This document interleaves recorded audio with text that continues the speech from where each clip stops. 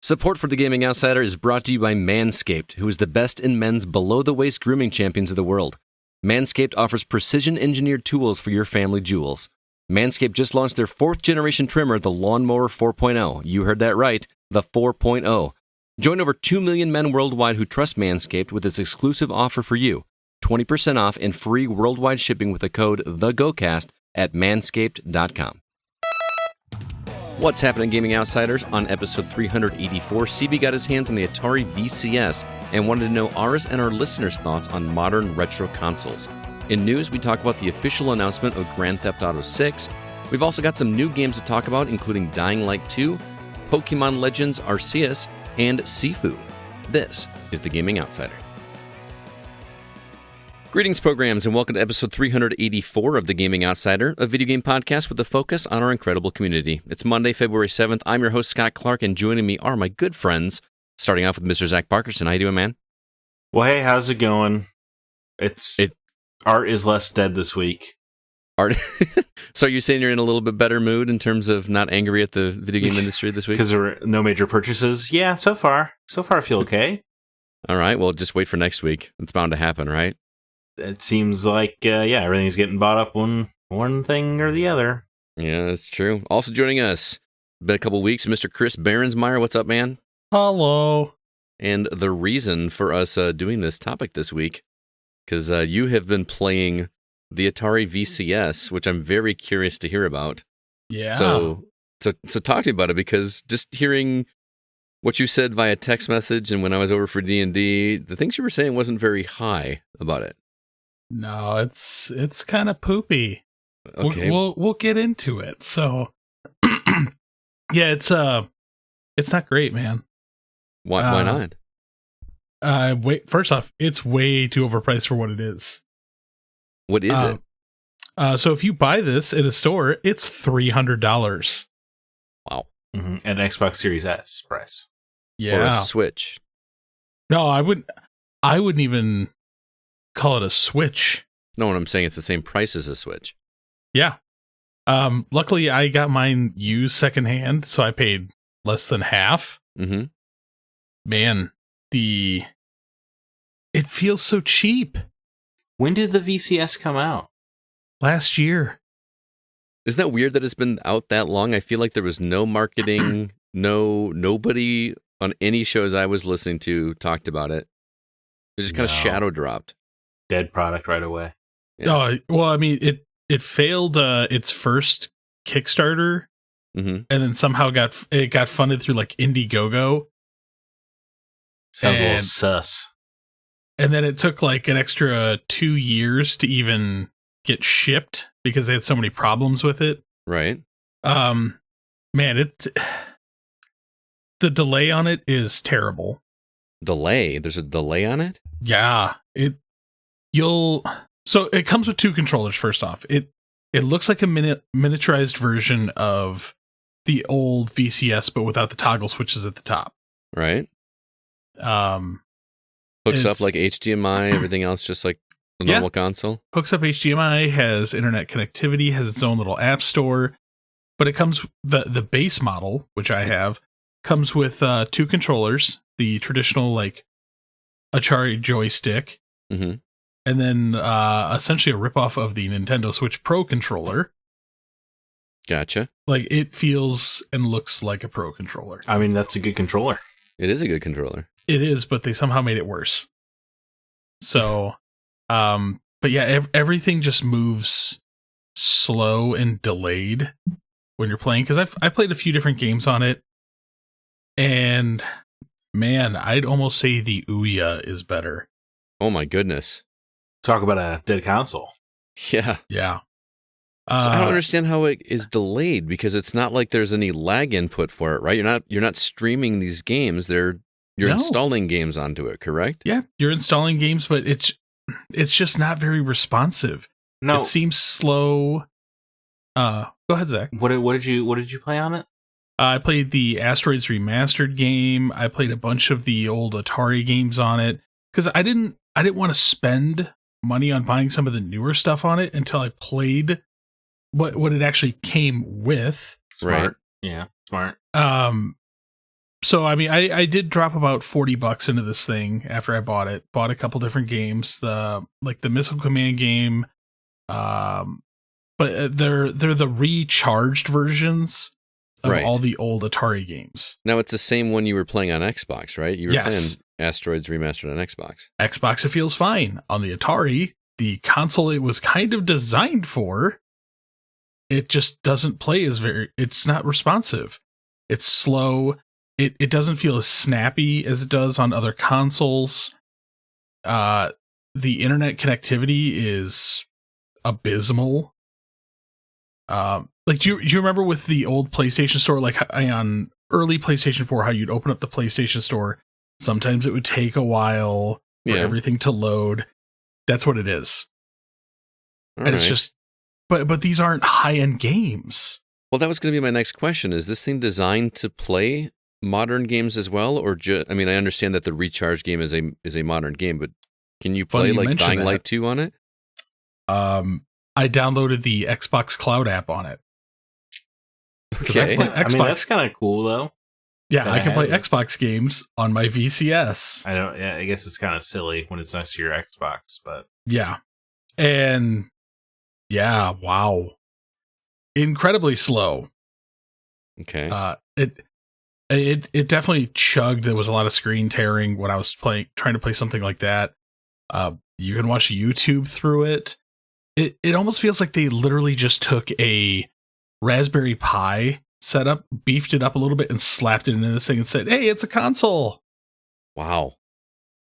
So who is this for then? Like, who is this designed for? People like me that just wanted it for a collection. Just fools. Well, yeah, pretty much fools. But it was designed for the people that grew up on some of these consoles. Mm-hmm. And I had high hopes for this. Now it's starting to make me worried about another console coming in the future. The Amico, the Intellivision Amico. Is that still not out? No. What is it got going delayed on? again. What is happening? Is Tommy taking us for a ride? I don't know, man. I'm starting to get worried about it now. Because the Atari VCS, like on paper, looks like it should have functioned beautifully. And you can upgrade the RAM on this thing. So I'm tempted to... I've got some old RAM laying around that will probably fit in this. So I might beef it up a little bit to see how well it plays. But out of the box for $300, this thing should run flawlessly. Especially for old-style games. Well, that's the thing that makes me nervous, is that it's chugging with Asteroids. I mean, I understand it's not original Asteroids, it's Asteroids Recharged or whatever. But it's not super intensive. That's what I'm saying. There's not a ton of graphical fidelity going on or intense sound effects that are causing that thing to run slow. It really also kind of makes me upset because you watch some of the retro guys on like YouTube who've had this thing for a little bit, and they're like, "Oh yeah, plays fine, plays great," but it doesn't. Maybe did you get a faulty unit, perhaps? No, there's a reason you got it. Less than half the cost. That's what I'm saying. So the guy that I bought it from got swindled. He was an older gentleman who bought it from a national branded chain. I'm not calling anybody out here, but the salesperson told him, "Oh yeah, you don't need the internet for it, but you actually do need the internet for it." Okay. So if you don't have the internet, this thing is dead out the box. All right. Yeah, I'm just like, man. I'm curious, what modern game did you try to play on it from the Xbox store? The other game that I've been playing this week. Oh, okay. Well, that's a super high intense. You're talking about Dying Light 2, right? No. I played that Taiko no Taijin game, the drum game. Oh, okay. Which is also a simple game. Yeah, but that one requires precision. Yeah, but you can still kind of see how it runs. Uh-huh. And it's also not a high intensity game. No, man. It didn't like it at all. Pretty much unplayable, huh? Yeah, so like I said, it really does get me worried about this. And Atari promised, they're like, "Oh yeah, we're going to have constant remastered, recharged versions of games." but I think total they've only been able to put out like 30 or 40 since this thing launched. That's respectable. Since it launched at like the beginning of 2020. Well, yeah, but first party games, right? No, I mean they're kind of first party. Mm-hmm. So, but it's just if anybody's out there who's on the fence on this, steer clear, because I guarantee you're gonna find this thing at garage sales in like a couple years for like $30-$40. I have a feeling that the Amico is going to be a much better experience, but I don't see it taking off as well. Yeah. Well, especially now with Tommy Tellerico out there being so vitriolic towards anybody that's mildly critical of it on the internet. Yeah. That's not gonna help. That's not gonna help branding. But yeah, I really wanted this thing to be somewhat decent. Mm-hmm. But unless there's some changes with their operating software, like an update or something, I don't have much hope for this. And I've played it a few times, so that's too bad, man. I know you were kind of eager to get your hands on that. Unfortunately, bad news. It's gonna get shelved in the dead console section of my collection, probably. I hear you. Well, I know you talked about it briefly, but hopefully you got to play Taiko no Tatsujin on Xbox as well properly. Yeah, man, so you would love this game, Scott Clark. Oh, I have it on Switch. So, I will say on Xbox it's a little more difficult because you don't have motion controls. I didn't use motion controls on Switch. Okay, so for those that don't know, Taiko no Tatsujin is a drum game, similar to Guitar Hero, but there's only you hit the drum or you hit it's a rim shot, and you have like a heavy hit on both. The problem with the Xbox is you have to hold down 2 of the buttons for the heavy hit, and 2 for the 1 for the light hit, 2 for the heavy hit. So it's like X. I think it's like A and X are one, and B and Y are the other. So to be clear, there's only it's a drum game where you literally are only playing 2 drums. So you hit one button for one drum, one button for another drum, or both buttons for a heavy hit, or both of the other buttons for a light hit. Correct? Yeah. Yep. Okay. Music selection though, stellar. Really? I love it. Nate, our producer, who's also a big fan of this game, plays it a lot on Switch. He actually has the third-party peripheral. Was going through it, and there's a lot of songs on this that are different than the Switch version. It had the theme for Neon Genesis Evangelion, Cruel Angel Thesis. Oh, nice. Which I absolutely love. That was like the first thing I played. But they're constantly rotating in songs for this. Oh, so does stuff keep getting added in or removed? Yeah, so you can get scores, earn coins, and then every day the shop changes and they throw different songs in. Oh, that's kind of cool. It's kind of like a Guitar Hero Live. Yeah, except done right. But yeah, free on Game Pass. If anybody's looking for a sweet little rhythm game, try it out. But I would immediately change the controller, like remap the controller settings. Okay. What's the so default? Instead of like, it's the default is the X and Y, A and Y, but then B and the trigger. Yeah, that sounds super awkward. Yeah, it's super awkward. I actually switched it up so it's the triggers and the bumpers and then the triggers. So you can change. You can remap the controls though. It has different settings that you can go in and kind of change it up. Huh? Nintendo. I don't know if you're listening in, but that might be some helpful advice there. Yeah. So they did a good job with it. It's a lot of fun. All the songs are very, very Japanese though. Oh yeah. So the ones I played were very nothing that I recognize, but very catchy stuff though. Yeah. He should have the Yu Yu Hakusho theme. Funny you say that. Does it? Because there is. Oh, that's great. That's a great theme. Yeah, they have like almost all the anime stuff. Yu Yu Hakusho, Dragon Ball, Super Dragon Ball Z, Cruel Angel Thesis, My Hero Academia. I might be on this. It's free on Game Pass. Sure. I assume everything is. Yeah, pretty much. It's safer to assume something's on Game Pass than not. Yeah, True story. that's true. So, Zach, what about you? Catching up on anything good this week? I completed my replay of Nier Automata, which I know you've been waiting on bated breath to hear about, Scott. He sent me a text message of a battle towards the end of the game and was like, why would you not want to play this? Right, yeah. 2 giant mechs dueling it out. Mm-hmm. You know, see, that speaks more to my language. Yeah, well, it's just, I mean, Scott over here, having been 5 minutes from finishing the first credits. I don't know. I've beaten it. It's great. It turns out it's still one of the finest products ever made. No, shocking nobody. It's frustrating that the reputation is that you're playing New Game Plus when you're like, yo, you have to beat the game 4 times or whatever. But you're really not. Not in the way that Nier Replicant did, Scott. Oh, okay. Like every time credits roll, it presents you with a new game afterwards. Right. Like it's not the same 4 tasks or whatever.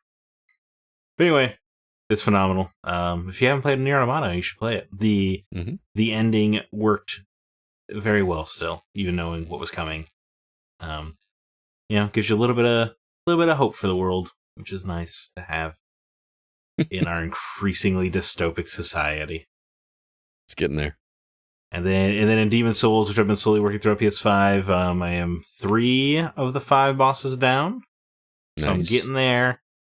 It's really good. I mean, it's just, again, I continue to say it, but I am just always shocked at how good it looks for a guy who doesn't really care about graphics, who says so very loudly. It is oftentimes just stunning, especially like some of the bosses with the way, like I fought a boss who is on fire, and just the way his effects, or just the way the lighting hits against the environment and stuff is unbelievable. Ray tracing? I don't know. It's very good lighting. I don't really know. I'm not very technical. No, I know. I saw your tweet that said you still can't tell the difference between 30 and 60 frames per second, and I'm with you. Yeah. I genuinely can't, but neither can I. I finally got brave enough to say so. I think you said it here before. No, yeah, I mean, I just can't. Like, I feel like a lot of the technical stuff, unless you tell me it's there, I wouldn't notice. But I can notice good lighting. There you go. And yeah, it's good, man. If you want a hard game, I don't know why I chose to play this right before Elden Ring comes out, but here we are. It'll be a fresh ramped experience. Up. Yeah, right. Yeah. I'll be ready. You guys will. Well, you guys aren't gonna play it, so whatever. I don't think so. I mean, I'm probably gonna pick it up.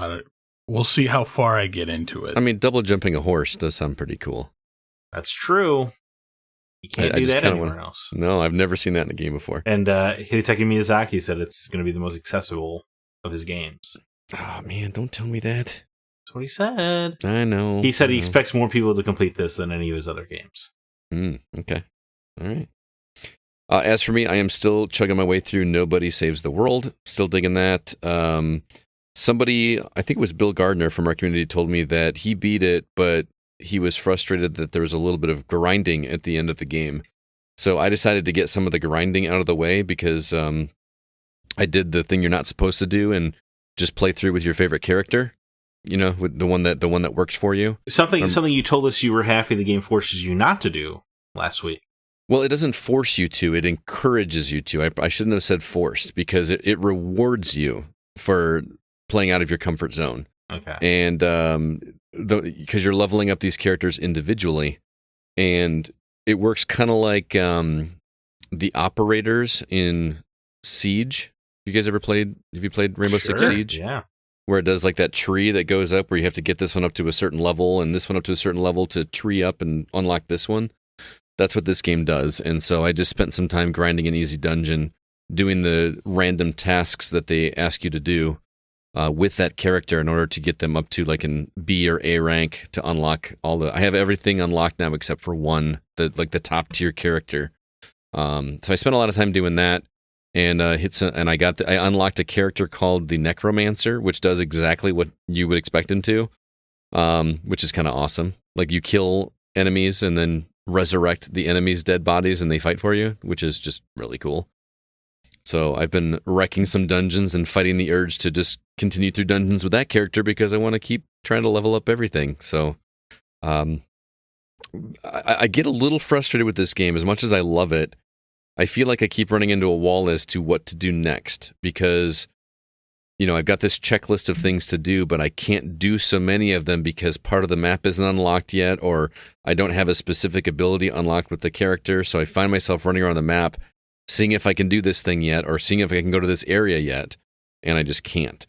And then it does the thing where certain dungeons and certain areas are level capped. They give you this area is this level and your character is this level, so maybe you shouldn't go there yet. So I spent all this time grinding and then went back to these dungeons and found out that they're increasing the level of the dungeon now. So I'm not like 10 or 15 levels above. I'm only like 2 or 3 levels above. I get it because they want to make it so that it still seems like somewhat of a challenge, but sometimes putting in the work, you want to feel rewarded and just feel like a badass going through there. You know what I mean? So, it's not perfect, but I am enjoying it, and it's very interesting how different every character works, and just how many different options you have, and then you can start to, be one character, but equip different abilities from other characters, and you just basically have all different kinds of combinations that you get together that make it a lot of fun. So, still really great game, and I'm gonna see it through. I've got 3 of the 5 shards, and with the grinding that I did, I feel like I should get the other 2 relatively quickly. So stay tuned next week for more. Hopefully I will have it finished. But that is the games we've been getting caught up on. Let's go ahead and jump into the week's news.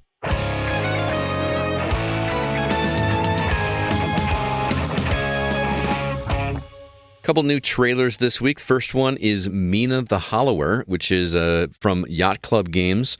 They're actually doing a Kickstarter campaign for that game, which is interesting. And also, there's been an announcement for Puzzle Quest 3, which I did not know was a thing until this week, and it's releasing on March 1st on iOS and Android. So you can guarantee I will be picking up that game. I'm hoping it's not free to play. I'm hoping I can pay my $5 or $10 and be done with it. But keep there dreaming. you have it. Yeah, we'll see what happens. Rockstar confirms Grand Theft Auto 6 is in development. Yoko Taro has a new game coming already. Suicide Squad Kill the Justice League has been delayed, and in sales news, the Nintendo Switch has officially outsold the Wii. CB, you've been gone the longest. What story would you like to start with? The Wii. All right, go for it. So, Nintendo Switch has officially outsold the Wii, making it now the 5th official best-selling console of all time. So 5th of all time, 3rd top-selling for Nintendo console. Yep. Is PS2 still is that number 1? PS2 is still number 1. Okay. So yeah, PS2, DS, Game Boy, PlayStation 4, and then the Nintendo Switch. Oh, it'll pass the PS4. Yeah, because Nintendo's also said that it's only about halfway through its life cycle. Mm-hmm. So, and since Nintendo likes to bundle things together as a group, like the DS group. Mm-hmm. So, plus they like to just do color swaps. Yeah. So if they ever release like a Switch Pro, they'll be like, "Oh yeah, it's part of the Switch family." No, what they need to do is they just need to make a NES controller or SNES controller branded Switch, and it will just sell like hotcakes. Oh yeah. But yeah, 103 million units sold, whereas the Wii only hit 101.63. So that's still pretty impressive numbers. Very impressive numbers. Yeah, I think it shows there are more gamers than ever. Yes. Mm-hmm. For those who are interested out there, the Game Boy, which was number 2 for them, came in at 118.69 million, and the DS family 154.02. I had no idea the DS was sold that well. But here's the thing: when you think about the DS, it's the DS, the DS Lite, the DSi, the DSi. Well, you'd XL. have to be some kind of crazy idiot to purchase all of them along the way. Yeah, I have no idea who did that. So, but yeah, props Nintendo, keep it going. So yeah, if it's at the midpoint of its cycle, that means we got Switch for another 5 years. Yeah, Mm-hmm. 10 years is a long cycle for a console. That's when cool. you think about it, PlayStation 4 was released in 2013, right? Or 360, 2005, 2013. You know, That's true. I just assumed that the cycles would get shorter, not longer. they appear to be getting longer. They are getting longer with like the revamped versions of themselves. Mm-hmm. Because like we had the Xbox One, the Xbox One S, the Xbox, the Xbox One S, Xbox One X. Thank God they don't have a confusing naming system over there. That would be frustrating. Yeah. I miss numbers. Well, I mean, look how many different versions of the PS3 they put out. Sure, but at least every time it was just called the PS3. Yeah, PS3 no, the Slim. PS3 Slim. Sure, but I mean, it's just they replaced the PS3. I'm just saying Xbox is a bit of a minefield to navigate. Mm-hmm. It is. So, but yeah, not as bad like as the DS or the 3DS was though, because they had the 3DS and then the new 3DS that would not play certain games. Because that's just stupid naming. Like that doesn't tell you it's a new console. As someone who worked at GameStop when that happened. Mm-hmm. Well, I think the 3DS and the 2DS are considered in that DS family. Oh, really? I think the 3DS is weighted separately. I would assume so. Yeah, I'm pretty sure it is, man. I think the DS. I think you're right. I think the DS counts DS Lite and stuff, but 3DS is a separate unit.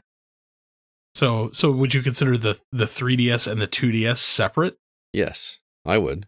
But if I were the Nintendo bean counters, I would count the 2DS as part of the 3DS family. Okay.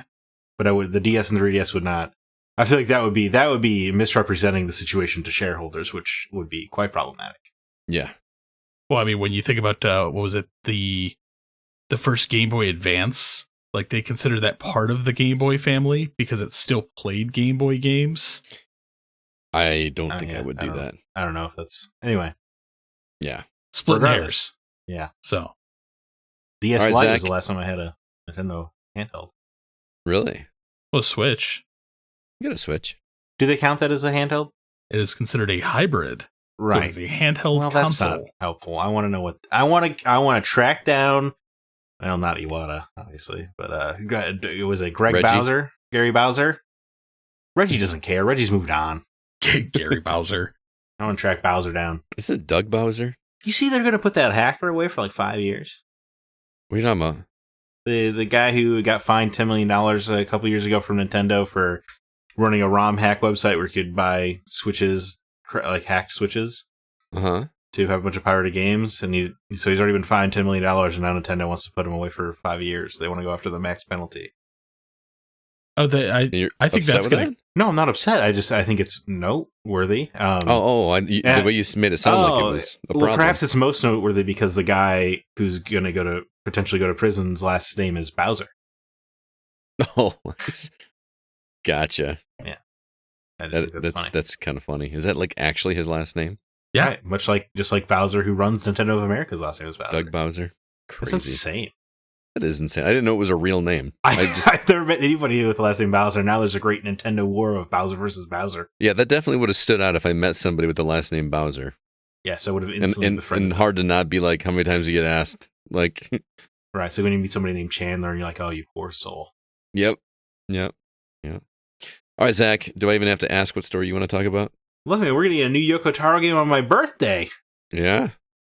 Yeah, it's exciting. So this is the new Voice of Cards game. This is Voice of Cards: The Forsaken Maiden, going to PS4, Switch, and PC on February 17th. You guys want to get your gifts in? That's my birthday. It's pretty. It's pretty exciting. First of all, I wouldn't have anticipated Voice of Cards to get a sequel, let alone a sequel 6 months later. Mm-hmm. So I don't. It looks identical to that in terms of the board game and party members. Everything are all built out of cards, and you just have the game master narrating everything. I think the premise is kind of cooler. The Forsaken Maiden. It's about an archipelago where these maidens try to protect the set of islands, and you're playing as a seafaring young man who it looks like you're trying to escort a maiden or something. Mm-hmm. It's a completely different story from the last one, right? It's right. Yeah. So not related. A couple of the characters in the trailer were in the Isle Dragon Roars. Mm-hmm. A couple of them who are dead by that game. So this must be obviously takes place beforehand. Right. So I don't know. I mean, if it's this like weird universe of Yoko Taro stories that slowly get built out, I'm all for that. I wish the characters had actors instead of just one narrator, but what are you gonna do? It's a cell phone game, right? Oh no, it's on Switch and PC. Switch, PS4, PC. Not a cell phone game at all. It looks like it though, right? I mean, you could see where I said that. It could run on phones, yeah. Yeah. And then so the first one had Nier Replicant DLC, and this one has a bunch of Nier Automata DLC. So if that's your fancy. That's a pretty fast turnaround time for Yoko Taro, isn't it? Yeah, the guy always jokes around that he'll do anything for a check. He's blasting these bad boys out. I'm just curious, what's going on with Nier 3? Well, he follows you, right? So I'm surprised you haven't tweeted at him and said, "Hey, did you put this out on my birthday on purpose or something?" Right. We are boys, obviously. We're BFFs. Yeah. We go way back. Yeah, but he does follow me. It's one of the great honors of my life.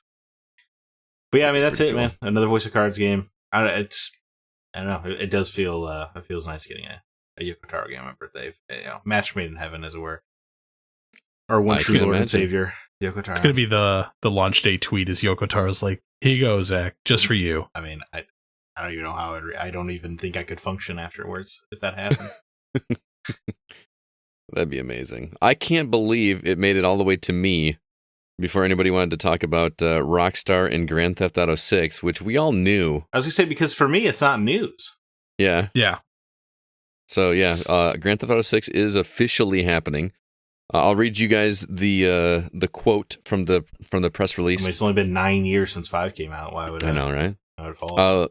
With the unprecedented longevity of GTA 5, we know many of you have been asking us about a new entry in the Grand Theft Auto series. With every new project we embark on, our goal is always to significantly move beyond what we have previously delivered, and we are pleased to confirm that active development for the next entry in the Grand Theft Auto series is well underway. Well underway being the key phrase that stuck out to me. We look forward to sharing more as soon as we are ready, so please stay tuned to the Rockstar Newswire for official details. On behalf of our entire team, we thank you all for your support and cannot wait to step into the future with you. They haven't, unquote. They've not said any more details or even when they will be saying more details. That's pretty much all we got, that yes, it is happening. However, Rockstar did patent a new system for NPC navigation, which could be for GTA 6. I kind of have to assume that's what it'd be for. Quote, "The system is designed to make more for realistic traffic behavior, creating more lifelike road users, with a particular view to making it useful in a, quote, multiplayer network gaming community," unquote, unquote. I had a quote inside the quote, so I had to put another quote. So much quote. Yeah, that's insane. I mean, of course they're going to have another GTA game, right? There's just no way that wasn't going to happen, right? Yeah. And in fact, I had an interesting thing I read online today that I wanted to share with you guys, if I can find it. I don't have the exact numbers with me, but there was basically a breakdown of the number of sales units of the entire Assassin's Creed series, the entire Resident Evil series, the entire what was the other one? I can't remember. It was these massive franchises that have had, just massive amounts of sales. And Grand Theft Auto 5 alone sold more than all of them, which is insane to think about. Right. Now, and to think Minecraft has sold more than that. Right. Now, they kind of cheated, right? Both Minecraft and GTA, because they released and re-released on every platform possible. Which I don't know if that's cheating, as do Resident Evil games and Final Fantasy games. And Assassin's Creed. No, but I mean on every platform.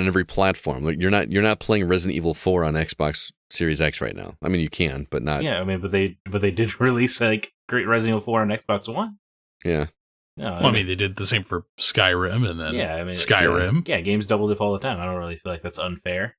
Oh no, it's just crazy how broad the appeal for Grand Theft Auto is, because as M-rated as that game is, it's highly popular with kids, and the online community is just nuts. I was also at GameStop for the launch of this, and 90% of the players were significantly young. Mm-hmm. I think which is crazy. I've tried, man. I just don't. When I saw this news article, I'm like, cool, another game that I'll probably play for 2 weeks and then never want to touch it again. Yeah, I love Grand Theft Auto 5. I thought it was great. And yeah, I actually beat Grand Theft Auto 5. Yeah, I beat it on PS3 and then again on PS4. I thought it was tremendous. I mean, I think Red Dead is still Rockstar's best or what have you, but I mean, I'm not excited for Grand Theft Auto 6 because the Housers are gone. Right. And they're one of them is still there. His brother, right? I thought he had left previously. The article I read said that his brother was still there. Dan Houser has left, but my mistake, right? But the writing Houser is gone. Yes, yeah, and he wrote Max Payne 3 and both Red Deads and the Grand Theft Autos you care about. It's just he's kind of the lifeblood, the visionary, right, of those franchises. So I'm sure he probably did quite a bit of work on GTA 6 before he left. I would be surprised if he didn't. But just without him at the head, I'm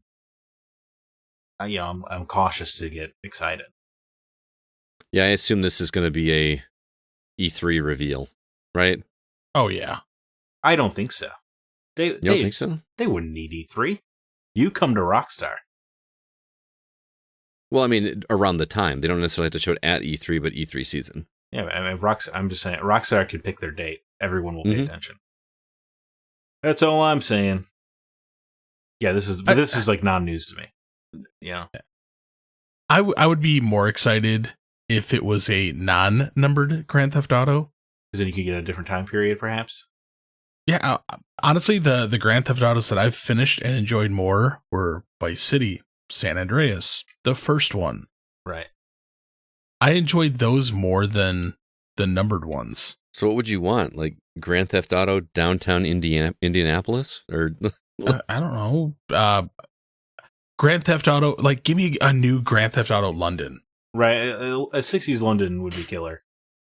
I concur. Yeah. But Grand Theft Auto Moscow. But like during what time period though? The 80s. Right. I just saying. Ooh. Yeah, I would love if the next game was in London, so that way they could turn their satirical eye on their own country. But I think there's just something unique to making fun of Americans in the Grand Theft Auto game that's pretty inherent. I just think anyone would be I would be more excited for something that wasn't the main numbered series. I liked the offshoots way better. Yeah, I mean, I don't know. Grand Theft Auto 4 is my favorite one, so I'm all for the modern day GTAs. It's just, I don't know. It's hard to get excited. I mean that, which is interesting coming from you that loved 4, loved 5, and you're just kind of over it. I think the visionaries of franchises are important, man. And with that, I don't really know who's at the helm of this one without the Housers now. I have a feeling that no matter what, it's going to sell. Fantastic. Oh yeah, it'll sell like hotcakes. Especially with whatever online is cooking up. Maybe this time they'll be daring enough to have a playable female character. Oh, wouldn't that be wild? That would be wild. I could see that happening. Yeah. Oh man, the things they could do. Oh yeah, and see, I would actually be more drawn to the series if they did something like that. Because it's a change of pace. Yeah. Right.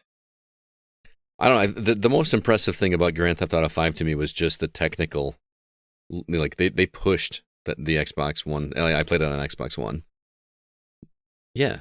No, was that an Xbox? It was all the way back to 360, man. It was a 360 game. Holy cow. It was, yeah. They really pushed the limits of the 360 with that thing. It was impressive.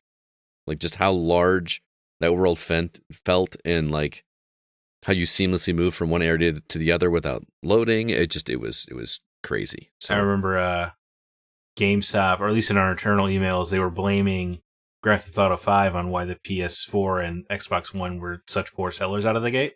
Because people are still playing it?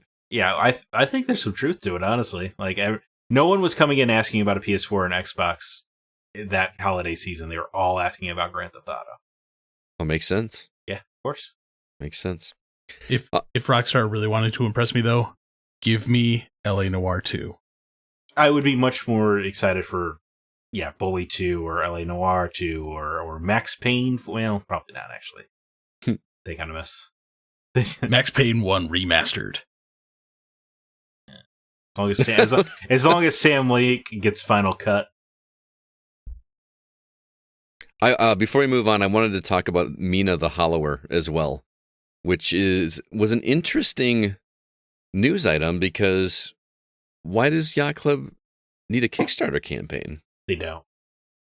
They just decided to go that route? I mean, they publish other games. And Shovel Knight is so successful it has amiibos.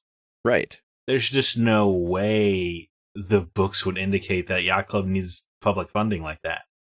They don't need it. Maybe they're just thinking, hey, it worked before.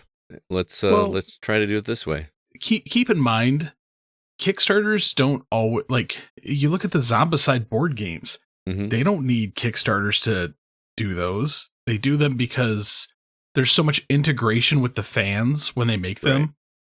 Yeah. It's like, oh yeah, you want to spend $500? We'll put your name in the game. We'll name a character after you. Well, that was my thinking. It must be either to garner, either a sense of community or, well, now we have 300,000 less of our own dollars to worry about in case this doesn't work. Yeah, I like Kickstarters, man. Sometimes they're great. It's just not a good look when you're that successful. That's all. It's like when Todd McFarlane went to Kickstarter last year to kickstart a Spawn action figure. I'm like, dude, you own the action figure company. Right. True. But again, like I said, Zombicide, one of the biggest board games out there. And they're just finishing up another Zombicide Kickstarter. And it's like well into the millions. Yeah, that's just insane. I guess a lot of people view it as a pre-ordering kind of thing anyway. Yeah. And then you kind of get your little updates about development. I could see how people get excited about that. It's just, I'm not saying it's evil or anything. It's just a weird look. Yeah, it's different. But I do want to talk about the game because I think the game looks awesome. Super fun. Yeah. Looks awesome. It like harkens back to like Game Boy days. It's very Link's Awakening. Yes. And like with Dark Souls combat a little bit, like it looks a lot of dodging and rolling. Mm-hmm. I don't know. It looks like it could be really great. I don't really even know what the story is about too much, but I saw the trailer and it doing cute mouse things, and immediately thought I needed to play this game. So yeah, this trips my trigger way more than Shovel Knight ever did. Really? Yeah. Well, I mean, man. I'm way more into top-down Zelda than I am side-scrolling, Mega Man kind of games. Okay, that's fair. I'm not anti-Mega Man or anything. I played all of them, but Zelda's that's a very unique flavor, especially like what a choice to go straight for Game Boy aesthetic, the original Game Boy. Right. And Bold it's strategy cotton. It's a cool ass follow-up to Shovel Knight. Instead of doing a Shovel Knight 2 or another side-scroller, or they like to go in this unexpected direction is very exciting. I agree. Although they kind of did do Shovel Knight 2 and 3 and 4 with the other ones. I mean, they were DLCs, but they were full-on games, man. They were like... No, I know, yeah, but I agree with you. Yeah. Didn't they say that they're kind of done with Shovel Knight? I was kind of hoping they were going to go around the horn and do all the quarter. I kind of assumed that they would do like Shovel Knight would be their character for different genres, and no matter what the game was, Shovel Knight would be the star. Mm-hmm. But like Pocket Dungeon, right? Or just like this game, but it's Shovel Knight is the main character instead of this Mina. But I think Mina is absolutely adorable. So, as do I. I'm excited to play that. Bummer about Suicide Squad. Mm-hmm. Getting delayed next year. Not surprised. Yeah, not surprised. I don't know how you're not surprised. It's going to be 8 years. Yeah, we had a pandemic in there. I know that's the tried and true. I'm getting tired of that excuse. Yeah. But yeah, 8 years since Arkham Knight, right? That was the last one. Yeah. Well, I would love because there's no way you take 8 years without something being horrifyingly wrong, right? Like I want to know what happened. I want the book about this development. I was gonna say, stay tuned for. I want Jason Schreier to get in there. Yeah, sure. Because again, that long, like, it had to have been rebooted at some point or something. Like it's just something. Most definitely. Like I would very curious because you knocked out the Arkham trilogy. The entire Arkham quadrilogy came out in the length of years it took you to put out this one game. That's true. Yeah, that's a good point. What's going on? All right. Well, moving on, I want to remind everybody that we are an independently funded podcast, which means we must pay for our podcast hosting services, website, all that on our own, which is why we have a Patreon page where fans can contribute monthly to help offset the costs of production as well as give back to the community. If you'd like to help us out, and we really appreciate those that do, you can head over to patreon.com/thegocast. And if you do so, you're going to get some bonus episodes, which we are getting caught up on this week. We're going to try to release one per week. And if you are a $3 a month level, you can get one bonus per month. If you are a $5 a month subscriber, you can get 2 bonus episodes per month. And CB is going to tell you all about the episodes that are out right now you can listen to, as well as some other ones that are up and coming. Ooh, that's Star Fox and Star Fox 64 action, which we did a Break the Seal on. Resident Evil Welcome to Raccoon City and 8-Bit Christmas, our little movie review that we did. Zach and my take on the Guardians of the Galaxy spoiler cast. Mm-hmm. And then we've got some new ones that we're working on. Our Break the Seal of Halo. It's going to be pretty couple much the weeks, entire series. Yeah, except that's, for the ODST and what's the other ones she didn't play? Reach and Wars. Yeah. Well, yeah, so I wouldn't count Wars as part of the main line or anything. Oh yeah, you need Wars 2. Well, yeah, Wars 2 apparently sets up all the primary information you need to understand the plot of Halo Infinite. Yeah. And then we're doing a new series, Desert Island Games, and Stoy from the EXP cast is going to come on down and have a little chat with us. Yes, that will be the next one on the docket. We're actually going to record that one tonight and hopefully have that for you by the end of the week. So stay tuned for that. It's going to be a new thing that was Zach's idea. Want to get a chance to get to know some of our contributors and find out what games that they would choose to play if they were stuck on stranded on a deserted island with nothing to do but play video games for an extended period of time. So I'm looking forward to that. But if you'd like to check any of those out, and again, if you sign up now, you get access to all the back content as well. Games that aren't for us. We need to do another one of those again soon, CB. Legacy games, retro outsider games where we kind of go back and play some older games. And we're going to try to get some community people in on those episodes as well. So stay tuned for that. And head over to patreon.com/thegocast. Every dollar that we get does not go in our pockets. It goes to pay for the cost of the show, and then we give back into the community with games that we're giving away or that we purchase to review and then give away to the community. And then anything extra goes towards the next R2V2, whenever that may be. So stay tuned for that. All right, with that, let's go ahead and jump into the new games that we've actually been playing.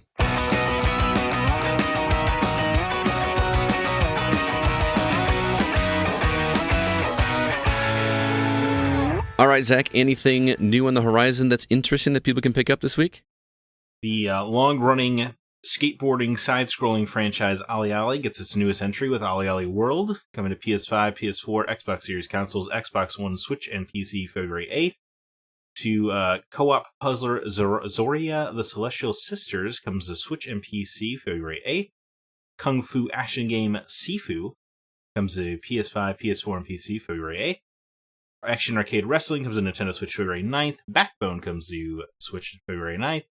Crossfire X, which is one of the most popular games in the world, finally comes to Xbox with Series X and S and Xbox One release February 10th. That's important to us because Remedy has campaign in there. Mm-hmm. Yeah. Campaigns, plural, from my understanding. Kung Fu Kickball comes to PS5, PS4, Xbox Series consoles, Xbox Shut up, One, that looks Switch, great. and PC February 10th. That does seem like something you would enjoy. Brick Breaker Breakout Recharge comes to PS5, PS4, Xbox Series consoles, Xbox One, Switch, and PC February 10th. Indie JRPG style game Rise of the Third Power comes to PS4, Xbox One, Switch, and PC February 10th. Another indie JRPG, Edge of Eternity, comes to PS5, PS4, Xbox Series consoles, Xbox One, February 10th. That one is full 3D, behind the back kind of game too. Cardboard Kings comes to PC February 10th. Every Kingdom Hearts game ever made comes to Nintendo Switch on February 10th. Is that really the title of the game, or is it? No, which is funny because it's Kingdom Hearts, so you never know. Oh, okay. It's coming out in 3 packages: Kingdom Hearts 3 in its DLC, Kingdom Hearts 1.5 and 2.5 HD Remix, and then Kingdom Hearts 2.8 Final Chapter Prologue. They're all separate purchases. I want to say they're all $60 each. I might not. Jeez. I could be mistaken on that. But the weird part is they're all cloud games. As in Strife? And no, as in streamed. Which is just weird because some of those games were on PSP and DS. It doesn't really feel like you would need to stream them to your Switch. Yeah. Very bizarre. And then No by Heart comes to PC February 10th, Lost Ark comes to PC February 11th, and Hardcore Action Platformer Infernix comes to PS4, Xbox Series consoles, Xbox One, Switch, and PC February 14th. That is another game that added to the weirdly big pile of games that delayed its PS5 release at the last minute. Something is up with the PS5 that we do not know about. Sounds about right. Yeah. I obviously it must not be that weird because people keep circling back and, putting it out on PS5. It's just weird that whatever's going on, developers don't know about until the last minute. Very strange. Right. But you guys have, is there anything exciting coming? Is anything popping off for you guys that you want to play here? Somebody looks excited. I am so excited for Rise of the Third Power. I saw that trailer. If you guys have not seen it, go look at it. It looks like those old school 16-bit JRPGs, but with anime-styled dialogue in terms of, the characters look like more like anime. It involves pirates. I need to play that game. It looks like it's One got Piece. Yeah. I mean most of the game is played, like a sprite-based JRPG, it looks like. But it looks very story-driven, very the music in the trailer sounds great. Actually, Rel from our team is going to be reviewing this one for us. He'll be talking about it next week, and I cannot wait to play it. Even though he is reviewing it for us, I may pick it up and play it anyway because I'm that excited for this game. The game's for you, man. I know. I'm playing one game for me right now, man. What about you? I think I'm CB.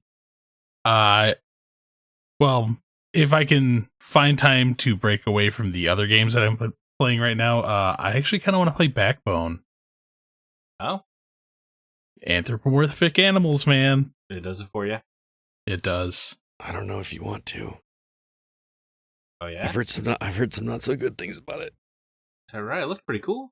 It does look pretty cool, but point and click adventure aficionado Thomas Bex did not have some nice things to say about the game. So just proceed with caution.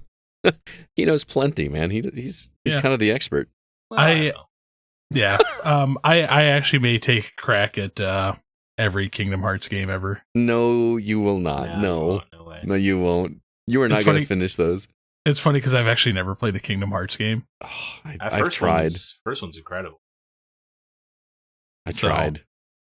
Stupid Donald never heals me.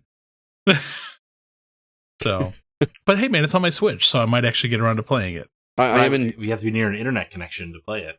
I have a hotspot on my phone. I believe you. It's just bizarre. Bizarre choice. It is bizarre. I will agree. Zach, what about you? Well, you'll hear me talk about Sifu soon. I've already been playing that.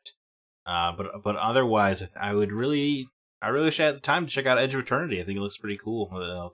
Turn-based Japanese role-playing game from an indie studio. Mm-hmm. It's cool, and more in the style that I like, which, the way Rise of the Third Power excites you is the way that this game kind of excites me. Like, it just looks like cool the games I liked, but it's just, it's too busy. I'm surprised the Remedy game didn't make the top of your list this week. We haven't seen anything from it. I know. I don't even know if they put out a trailer for the campaigns yet. Yeah, I know that they're supposed to be like micro campaigns where you play as a character for 3 or 4 hours, and then that's like it tells a short story, and then you move on to the next. And I think it's launching with 2 of them, and then there's gonna be 2 more on the way later. It's like they're doing installments of story, which is a cool premise. But I've never seen Remedy do a first person shooter and they've been really cagey about it so far. Right. I don't. Now, do you have to pay for the extra 2 later, or does the purchase of the game include the 2 later ones? I honestly don't know, and I also don't know how it works with Game Pass either. Gotcha. I would think that it would just get updated in, but I only think that because I know Crossfire X is one of the most profitable games ever made. I'm not even that I don't think I'm familiar with it at all. Yeah, because it hasn't. I think this is its U.S. release here, right? Ah, is that what it is? I know it's massive in Korea and the Asian territories. Oh, okay. Where is Remedy? It's Finland. Ah, okay. Did not realize that. Yeah, man, they're cool. They're cool, man. They're not American, bro. Well, at this point in the show, I think I'm going to, sit back, have a beer, and let you guys talk. Take a nap while CB talks about Pokemon Legends Arceus. Mm-hmm. Arceus. Do they say? They don't. Obviously, they don't say it because there's no voice but acting. Nintendo did put out a press note that it is Arceus. I'm going to continue to say Arceus because Arceus just sounds gross. Arceus was a wee little man and a wee little... Nothing. Right. So this, by all accounts, looks like a Monster Hunter take on Pokemon in terms of structure. It's a Pokemon prequel. Right. Because of all the origin stories you've been wondering about. Yeah. So this game actually takes place before Red and Blue, but in a slightly alternate universe. Thank God. At least they're not complicating it. And then on top of that, there's Pokemon from multiple generations that are well beyond 1 and 2. Well, yeah, I don't really know. It's super weird. Like, I will tell you right now, I've already beat the game. Sure. So why not? To be clear, you made it sound like this is you spent 30 hours on this game in a week. No, it was 4 days. Yeah, 4 days. You beat it. 30 hours. Wow. Yeah. So it's Pokemon, man. I love Pokemon. So yeah, I beat the game. I have some thoughts. Okay. It is the first Pokemon game with a full-fledged story with cutscenes. Okay. Too many cutscenes. Yeah. Grossly too many cutscenes. Like, you'll enter an area, a cutscene will happen. You'll get done with that cutscene to immediately go into another cutscene. To then enter a door and go into another cutscene. And to finish with that one, go back out the door to another cutscene. Sounds like Shenmue. Yeah. But yeah, outside of that, I love this game, man. I really adore this game. Mm-hmm. Because you play as a character who doesn't recall his past. He was dropped into this world through a space-time rip. Okay. It feels like a little bit of a spoiler, no? Not really, because it happens within like the first 30 seconds of the game. Well, that's not. I mean, is it in the marketing? Some of it, yes. But you have to do a little digging. Huh. I never prescribe to the, well, if it happens at the beginning, it's not a spoiler, because otherwise Mass Effect 2 should have been more openly discussed. Okay. I'm just saying, for the people listening, that's all. Well, I'm pretty sure the Pokemon fans are just going to buy it regardless. Sure. It's cool because you actually get to craft Pokeballs in this. Okay. So wait, let me interject. What's the structure? What are you trying to do if not collect 8 badges? So instead of gyms, because gyms don't exist, I guess, in this world yet, you were trying to quell Pokemon lords. Okay. So the people of this world, romantically? No. They are enraged by something. So you have to go around and find the different giant Pokemon lords, because these people like worship different Pokemon, and you have to battle them to calm them down, I guess, is the best way to put it, and throw bags of magical medicine that you make at them. Wait a minute. So I as a non-Pokemon player, I just want to make sure I understand this correctly.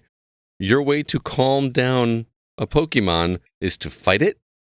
Fight it and then give it drugs. Well, because they live to fight, Scott. That's what they like to do. Oh my goodness. I will never understand Pokemon. but it's basically Breath of the Wild meets like Pokemon, Sword and Shield, the last big Pokemon entry. Big wide open areas. You can run around for a while in this game. But yeah, so you fight the Pokemon lords. Does it have load screens between zones? Or yes, okay. They're very short. Okay, no, I was just trying to get a feel for the structure. But I mean, think Breath of the Wild, I think, huge open map that you're climbing up mountains and stuff. Yes, I would almost say the map is the same size as Breath of the Wild if you included all the zones. Right. But they break it down like there's like a swamp area, there's an ice mountain area. But they do a very good job at just breaking it down. Like you can, instead of before, like you walked by somebody and like you automatically just entered into a battle, like this time you can just keep running away from it or stop mid battle, like take your Pokemon back and run. It's a lot of fun, and going around filling up my Pokédex, I'm about 95% done completing the Pokédex. And by completing it, you just mean catching them all? Yep.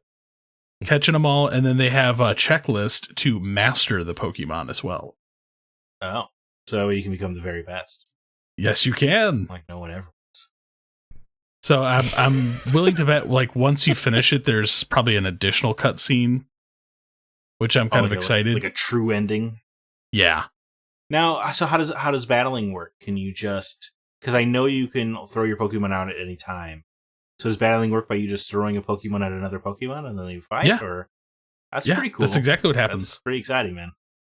So you can actually sneak up on them, like kind of like move through tall grass, sneak around behind them, and like beat them in the dome with a Pokeball to get a first attack, basically, because it stuns them.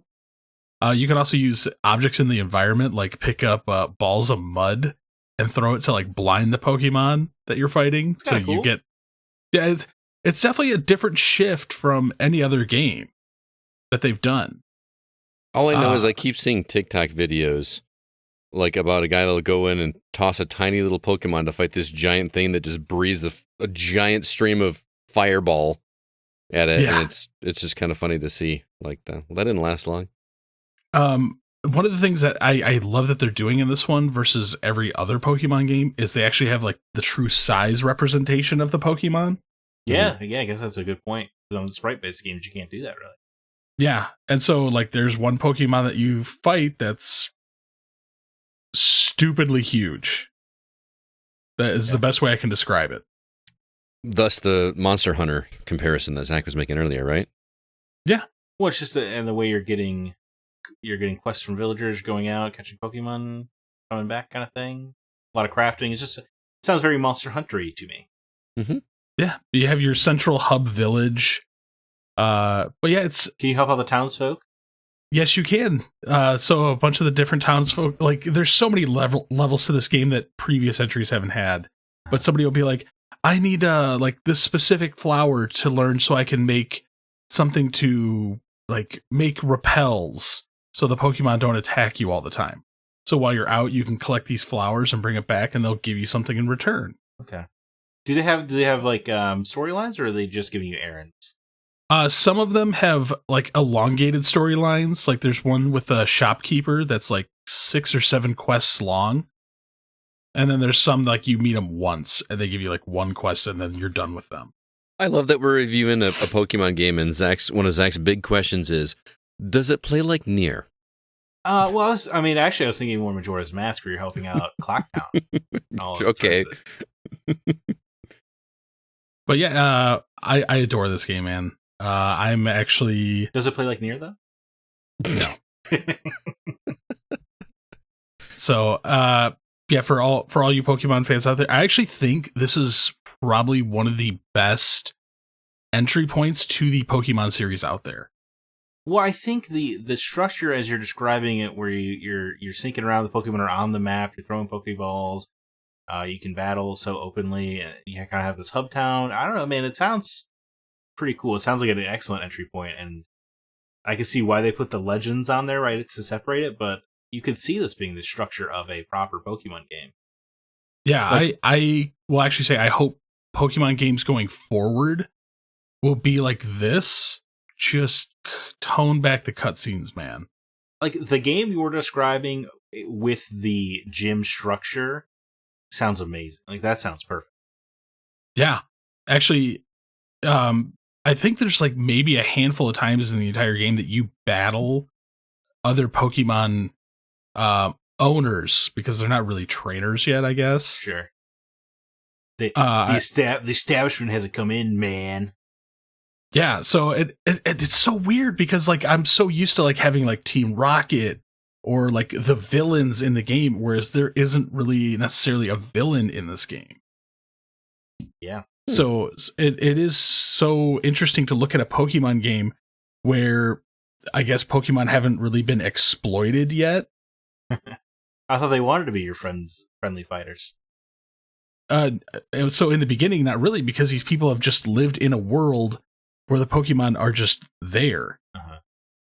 So you actually teach like some of the townsfolk like how to like live with the Pokemon, like by the end of the game, like because there's no Pokemon in the town in the beginning.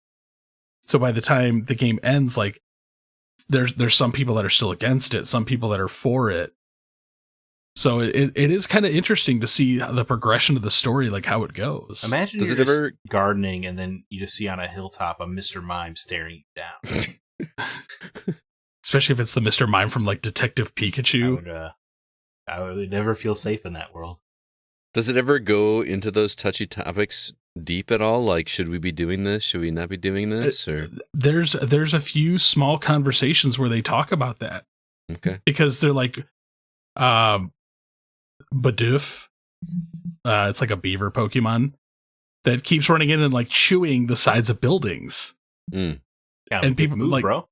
And so somebody's like, well, yeah, because we haven't trained them to like help out. We could use them to cut lumber. And this other guy's like, why would we do that? They're just going to keep chewing the town down.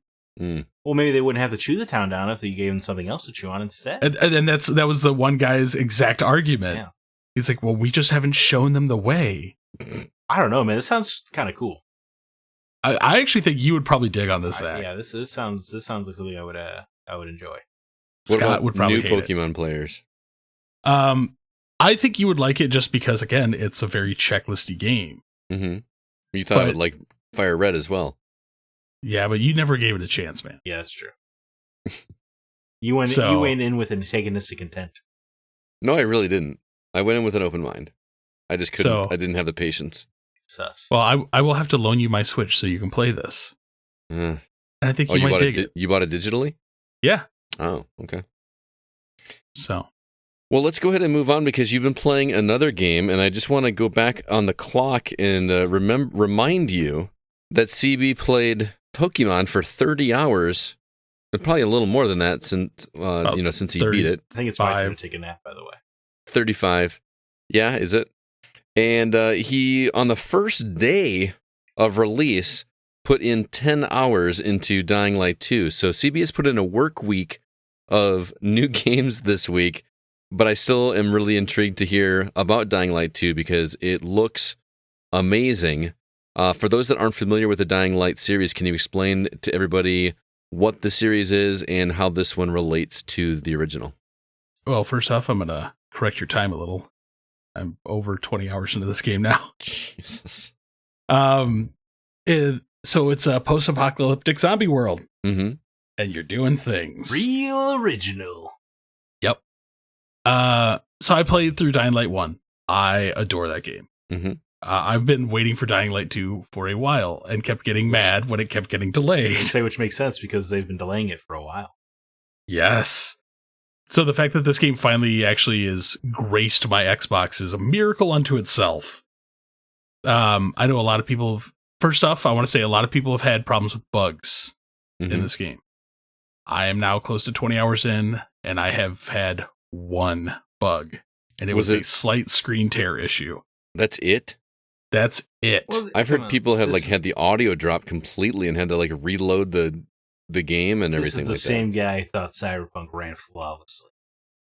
No, I openly admitted that Cyberpunk had issues. All right. But I have not had any issues yet with Dying Light 2.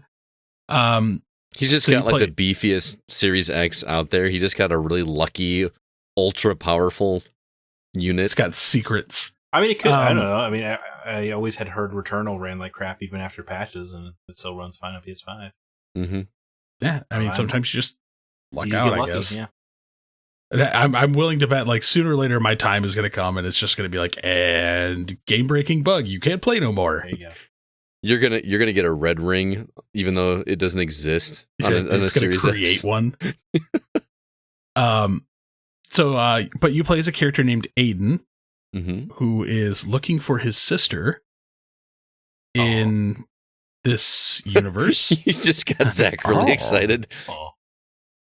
So you are essentially running around doing tasks for people to try and discover what happened to your sister. Mm-hmm. Because you haven't seen her in years. Was the sister in the first game? Is this the same guy as the first game? I haven't quite been able to piece that out yet. Yeah. Wait, you can't remember if it was the same character from the first game? I don't think it's the same character. Okay. It's been a while since I played Dying Light 1. Right. Oh, yeah. It's been some time. And no one really remembered it for its story. That's not why it was lauded. Right. No. But so far, the story is kind of loose and a bit weak.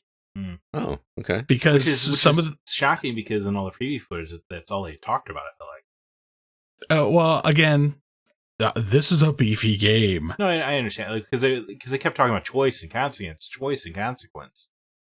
So I have started running into some of those issues. Issues? Where, like, the choice and consequence issues. Okay. Because there's multiple factions in this city that if you help. So there's like always like this is post-apocalyptic zombie world. So there's always like power issues and water issues and food issues. Sure. So if you like rescue a water tower, like once you finish the water tower, like you have to assign a faction to essentially guard it.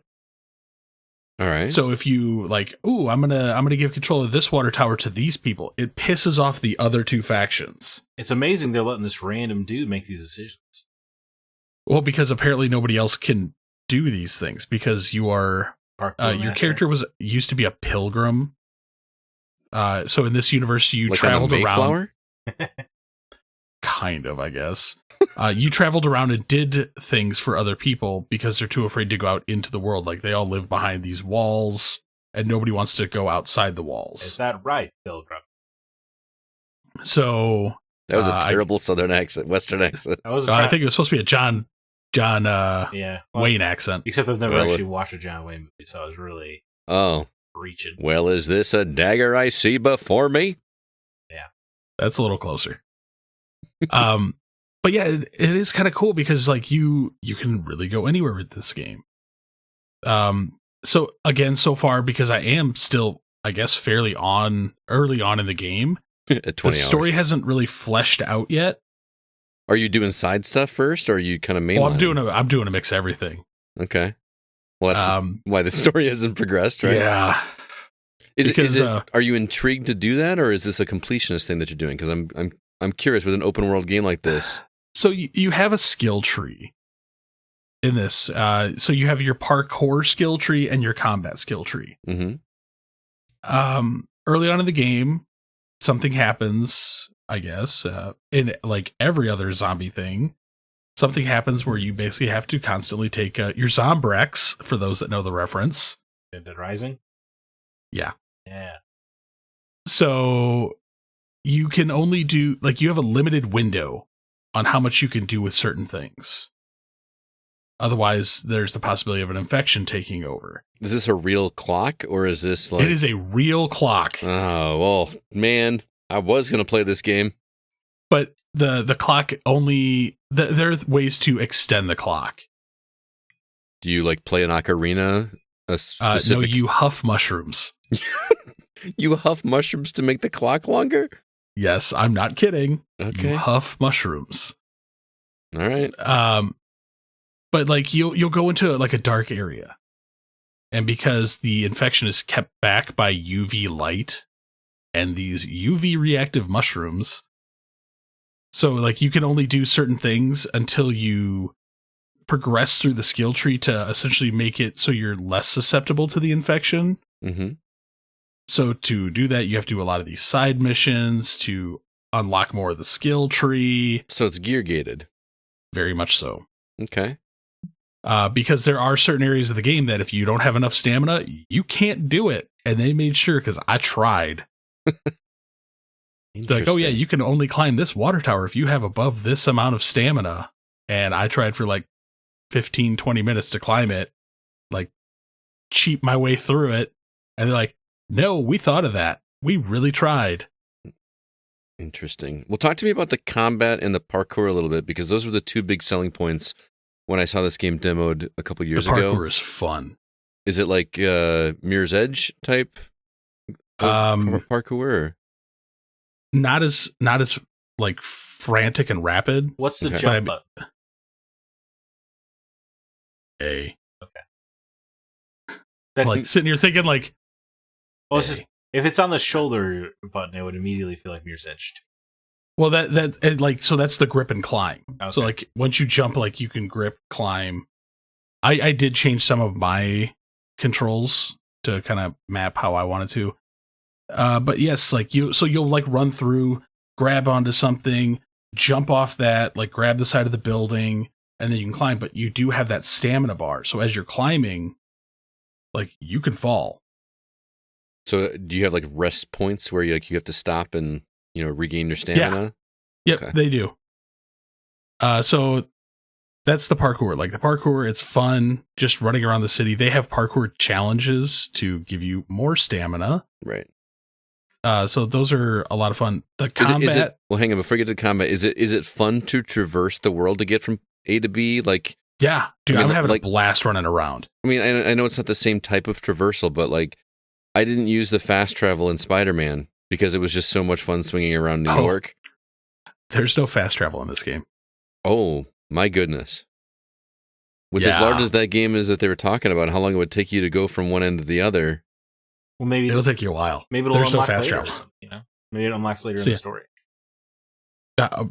Who knows? Right. But I've put a significant chunk in. There's no fast travel. Yeah. Interesting. Combat. It's melee weapon based, which is interesting. There's no artillery. There's no artillery is not the right word. Firearms, guns. Firearms. Thank you. Not that I found yet. Interesting. But you can put fire and electricity on these weapons. Ooh. And it's stupid fun. Do other people have guns, or is it just your character has like some kind of aversion to guns?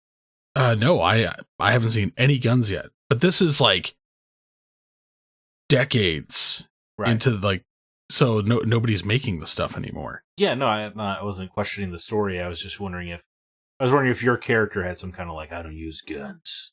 No. It's just melee weapon combat, and you can get overwhelmed quickly because unlike a lot of games where it's like, I'm going to square off against this guy and fight this guy and then turn and just fight this guy. No, the zombies just come. They come and they kick the crap out. And same thing with the human enemies. They will not wait their turn. Like they will just gang up on you. Interesting. Which I'm having a blast. How do you manage it? Like, I mean, is it just all reaction based? Like where you hit one and then spin around John Wick style and look for the next one, or what do you just kind of kite them around? Like make sure that you don't get surrounded. Okay. So kind of move in. You can stun some of them. You can mix the parkour with the combat. So like if you stun one, like you can run, jump off of guy's back and drop kick another guy. Oh wait, you can like parkour against enemies? You could parkour off them. Like you could do the literal like head walk across some of these guys. Wow. So it's real fun. But some of that comes like further into the skill tree. Mm-hmm. But getting into the skill tree is really, really easy because every time that you're parkouring around the city, it's like, oh, look, you get points. Oh, so it works kind of like you like Skyrim. Like you can level up by crouching everywhere type of situation. Well, not quite that easy. Like you actually have to be using the skills to acquire. No. But like you know how. But I mean, I was using a gross example, but like Skyrim rewards you with the skill that you are using. If you're using the skill, then I like it. But yeah, it's Is there any the AoE? combat is a lot of fun. Is there any AoE damage? Like if you're surrounded, can you do anything to attack multiple enemies so at once? you get some like two-handed weapons, and it has like a really broad swing and hits like multiple people and knocks them back. Like they did put a lot of like thought into how these weapons work. Okay. Like if you hit somebody with a bladed weapon, like it'll hit them, but most of the time it'll stop on them unless you're doing like a stronger attack. Like you can hit a couple, but then like if you're swinging into a crowd, like you'll hit the first couple and then it just stops. Whereas if you're using like a big weighted sledgehammer, like it'll keep going through. Wow. But there's like diminishing return on damage, so it'll be like 80, 70, 60, 50, 40, 30. So that's really clever. They put a lot of work into this, and I applaud them for that. I assume there's a block as well. Yep. You can block attacks. There's block, dodge, parry. There's a timing parry attack? Yep. I like that. So, and you get the bonus, like if you have like perfect parry, which is one of the skills you can unlock, it'll like kind of stun them back a little. Mm-hmm. And then like you can parkour combo off them. It's an impressive game. So this is probably a stupid question because of considering how many hours you've put into it already in such a short amount of time, but I'm guessing you're going to recommend it? Yeah, highly.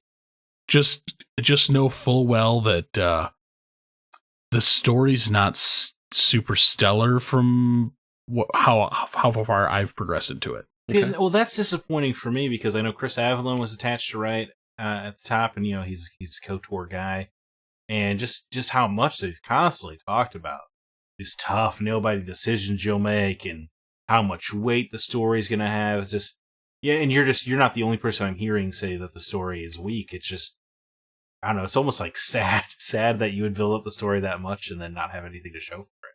Well, I mean, I'm still kind of hoping that it fleshes out quite a bit because, what was it, like 60 to 70 hours for the main story if you just stuck to that? Right. But then all the side story stuff, it's like upwards of 500 hours. That was going to be my next question. Do you have any semblance of how long the game is? Not a clue. Okay. See, my concern with a game with a skill tree that's that long is that there's going to come a point where you're overpowered. And so they actually say that like right when you're picking your difficulty in the beginning, because there's like easy, normal, hard. And it's like easy, yeah, like you're going to breeze through this game. Normal. In the beginning, it will be difficult, but then it will get easier as time progresses. And hard is just like, get wrecked, son. Good. That's what I want. See, I like the feeling. I like feeling like a god after earning it. Yeah, I don't. I so look forward to that. I hate it. I think it ruins the game I'm playing. See, the one thing that like always bugged me about like zombie type games like this is when you're going around kicking the crap out of zombies, especially in a walled city, eventually you're going to run out zombies because they're all dead. Especially if you're not the only one killing them. Yeah, like that's always bugged me about zombie games is there's only so many that can be in this walled city. Mm-hmm. Hopefully they have a achievement for killing the population of the city. They might. I don't know. That's just a Dead Rising achievement I always like. Yeah, I remember that one because I actually did get it. Yeah. So anyways, speaking of new games, Master, tell me about Sifu. I know Kung Fu. Ooh. Get it? Because it's a Kung Fu game. Yeah, I saw the trailer for this and I'm like, man, this looks like fun to womp on some people. Well, it's great that you say that at the top because you would think that from the trailer. Uh-oh. But not a lot of womping you will do. This is one of the hardest games I've ever played. Really? Oh, no. Yes, which I do not think was properly indicated in the trailers. Personally, like all the trailers showed you just whooping some butt. Yeah, they made it look like a brawler. Yes, and it kind of presents that way at first, but joke's on you, son. So, all right, okay. From the top, right? You play as a young man hell bent on revenge. Except you have this weird mystical charm that lets you come back to life, and that's the age mechanic. Oh, okay. So you're on this revenge quest because your daddy got killed. In one of the coolest openings to any game I've ever played. Man, I just want to YouTube that now. You really owe it to yourself to do so. It is very, almost feels like Kill Bill in terms of style. It's very cool. But so there are only 5 levels in the game. Mm-hmm. And each is headed up by a boss who, they all took part in killing your daddy. So very very Kill Bill. Very Kill Bill in that way. Absolutely, 100%. Do you wear a wedding dress? No, you do not. Although you can play as a female, which I found interesting because she's not in any of the trailers. Yeah, I don't remember seeing that in the trailer at all. It's a lot of stuff hasn't been in the trailers, guys. Okay. All right, so combat is you enter your world. Their levels are very linear, and combat is very intense. You're gonna get your butt kicked. So it's probably only 3 or 4 hits maybe before you die. Oh, it is very focused on parrying and blocking. Which sounds like something that you like. Yeah, getting there. And so you have your light attacks, heavy attacks, but most of what you're doing is going to be dodging and parrying and trying to match up against guys. The tough part really comes in that the parrying, like what your enemy is doing, is not really signaled super well. Okay. Like you're not getting a lot of wind up time, so you're kind of just mashing L1 hoping to parry, and it works out pretty often.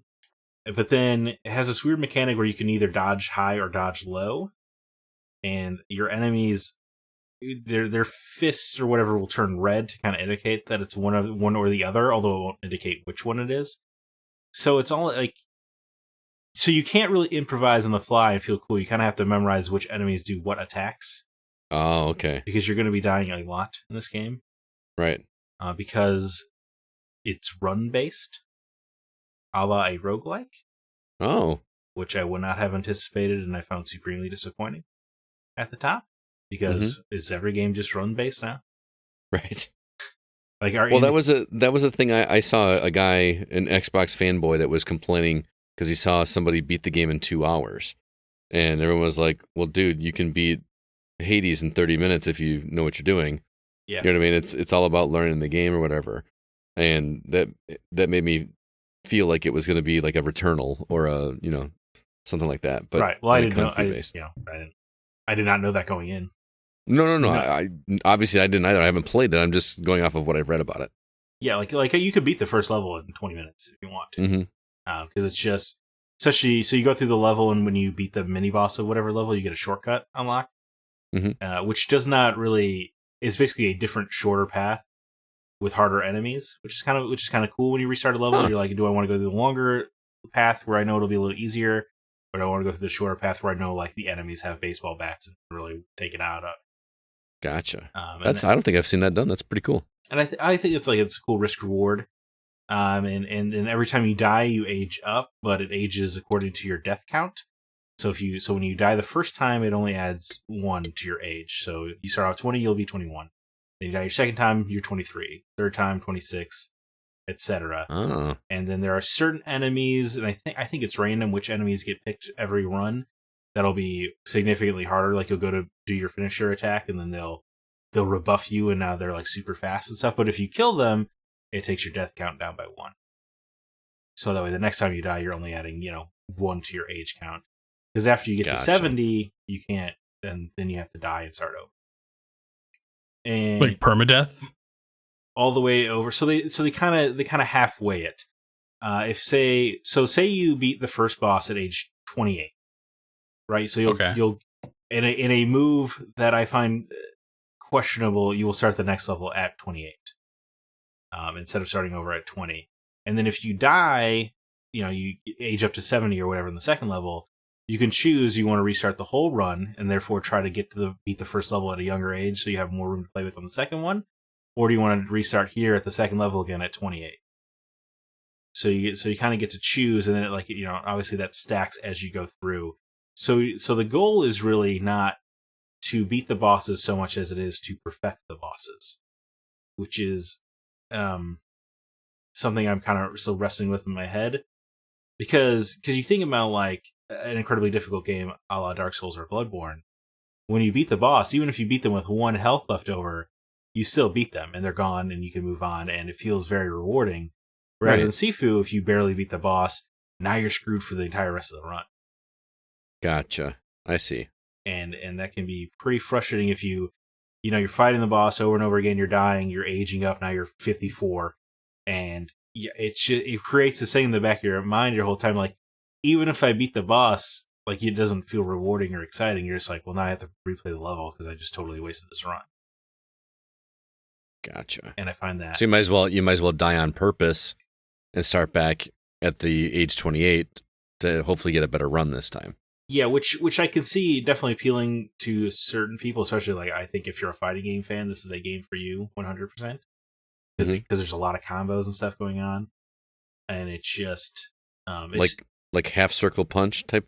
Yeah, like moves? forward back triangle and triangle pause square. And there is a lot of, like, cool stuff and I think there's a really neat mechanic where you get your health back by doing a finisher, which is pressing triangle circle together on an enemy where you've broken their stature, which is like their stamina meter, essentially, I guess you would say. Because an enemy can block you, but if you go at them fast enough, you break their stature, and you have your stature yourself, and blocking raises it quickly, parrying doesn't raise it at all. Like, if you parry, the stature damage you would take gets sent to the enemy, which is kind of fun. It's just, it's so hard to predict. Because you'll be surrounded by 12 guys and nobody waits their turn.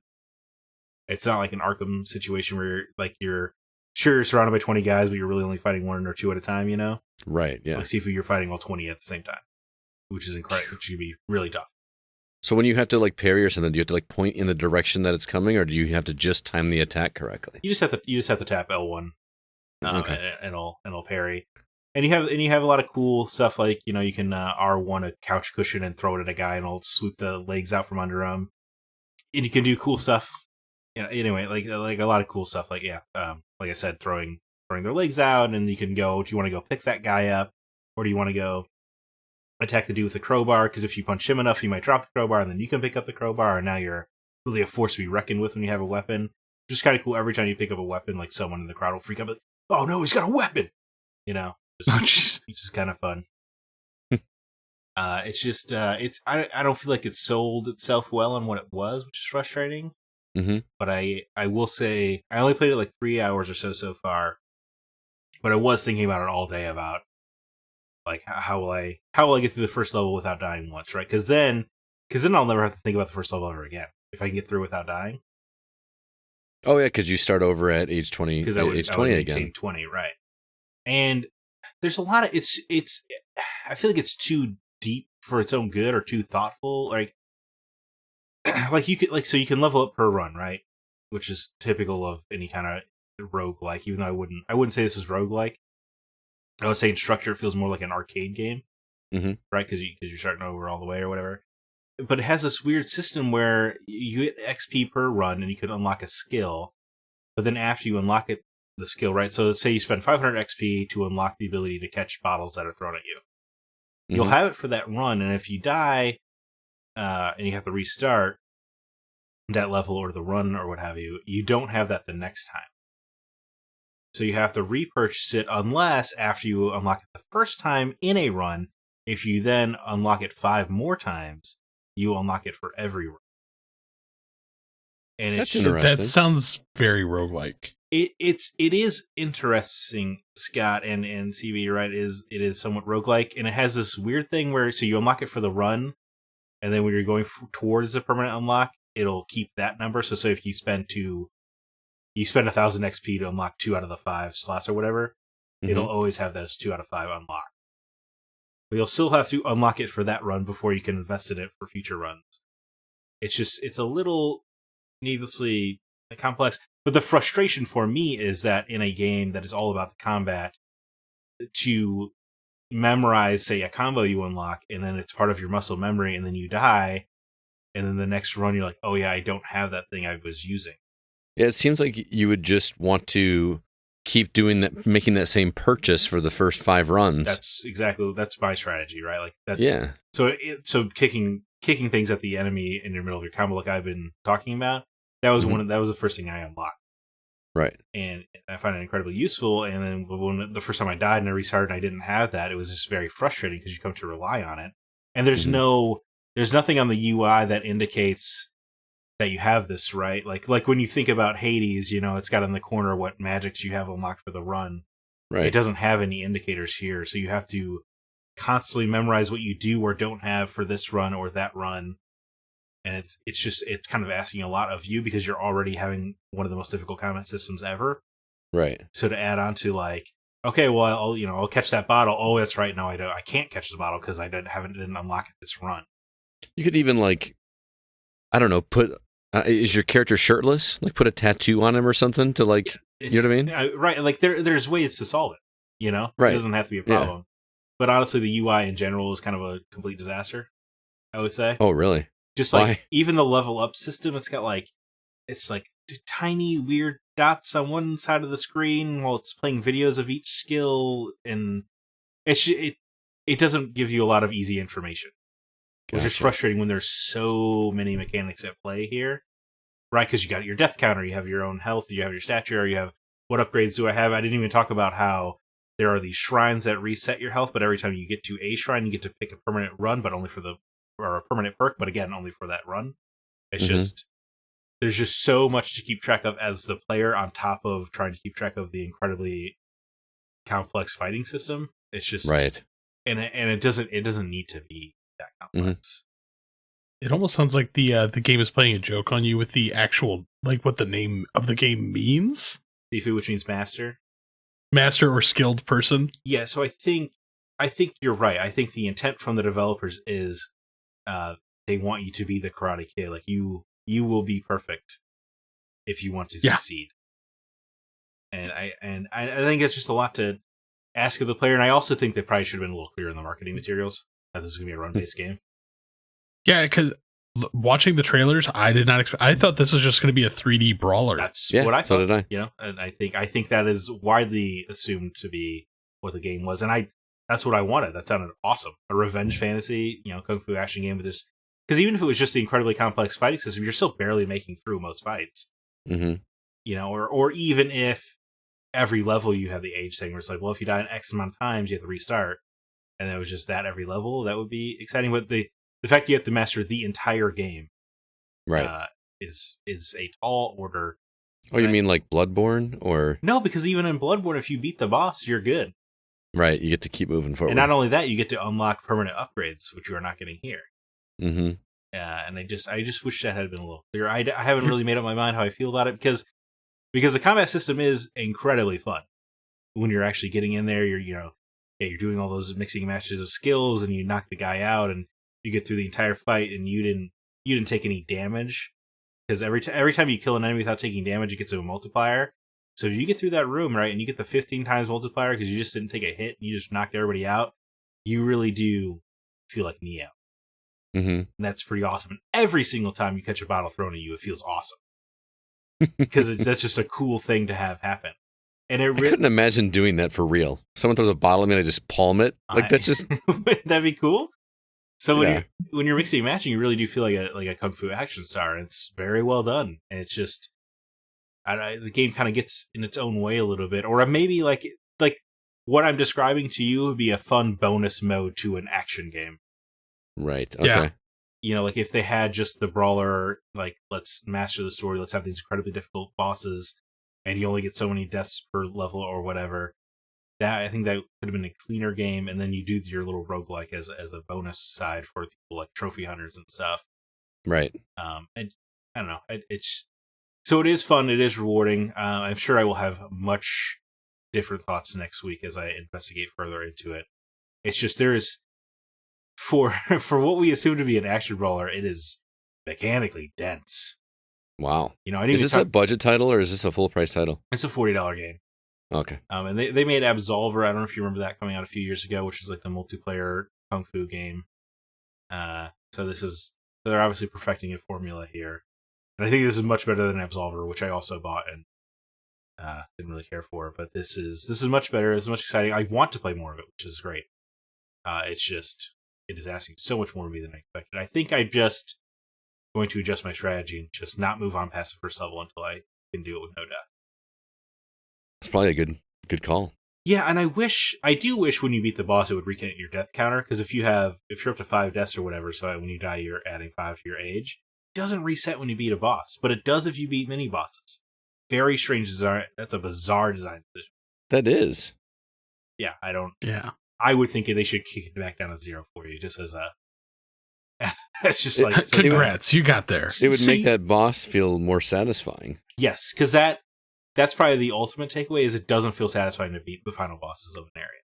Would you be willing all the way up until them, right? Because you clear out the big hangar of all the enemies. It feels incredibly satisfying, but beating the boss does not feel satisfying. It feels like, oh, thank God, like a very relief kind of thing. Would you be willing to swap out the start your age over at 20 again, but you're not able to save at this level? So you have to beat it all in one sitting, kind of thing. Yeah. Yeah, I don't know. That would be, because then it would be very much like an arcade game. Mm-hmm. I think I got to get through it on 1 quarter, or maybe 5 quarters, or something like that. Or I would also just make the upgrade system to where, it takes 2000 XP, and now you have this forever. Right, as opposed to you got to do that 5 times. Yeah, you got to do the weird. Well, technically 6 times if you're doing it all in one sitting, because you have to unlock it at first and then do the 5 times to invest it, so you get it forever. It's just in the combo-based games, I need to know which combos I have. Yeah, it'd be like playing a fighting game without having, a Hadouken. Right, but sometimes you have the Hadouken, sometimes you don't. Right. You just can't remember when you do or don't because the game hasn't told you. It's very frustrating. And to be clear, you're playing this on PS5? Correct.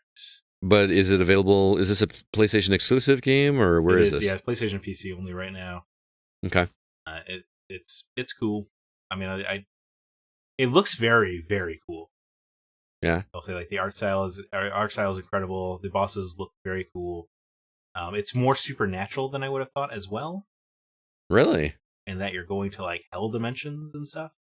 Oh wow! Which I assume later levels or no, first level. Oh, really? Just also not in the trailers. Yeah, it looked like it was just like around town. Yeah, a lot of questionable marketing decisions around this game. Interesting. So Sifu, I'm looking forward to hearing your thoughts on that one next week, because I assume you'll have it beat by next week. I think we'll have much more evolved thoughts next week. Yeah, probably. Because it's very jarring when you buy one thing because that was marketed to you. Right. So, I don't know. Very interesting. Lots to think about. Well, moving on, I want to say hello to some Facebook members that have joined the community over there. Bridget McConville, Irene Sumaya, Daniel Clemen, Rob Phillips, and Izzy Casio. Welcome to Facebook. If you'd like to join that community, head over to facebook.com/groups/thegocast. Also, our Discord server is up and running. The link for that is in the show notes if you'd like to join the community over there. Lots of awesome people to chat with about games throughout the day. Also, if you are feeling generous, hop on whatever app you're using to listen to this podcast and drop us a review, whether it be Apple Podcasts, Spotify, Google Play Music, Stitcher. Drop us a review. It helps us get our episode into the ears of other listeners, and we'd love to make our community grow even more. Also, our website, finally, is thegamingoutsider.com. You can listen to all the episodes right from there if you'd like, as well as read all of our written content, including editorials and reviews. And speaking of reviews, you can find Kevin's on Blade Assault, which is a game he talked with us about last week. You will not want to miss that. He really digs that game quite a bit. And with that, let's go to our From the Outside In topic.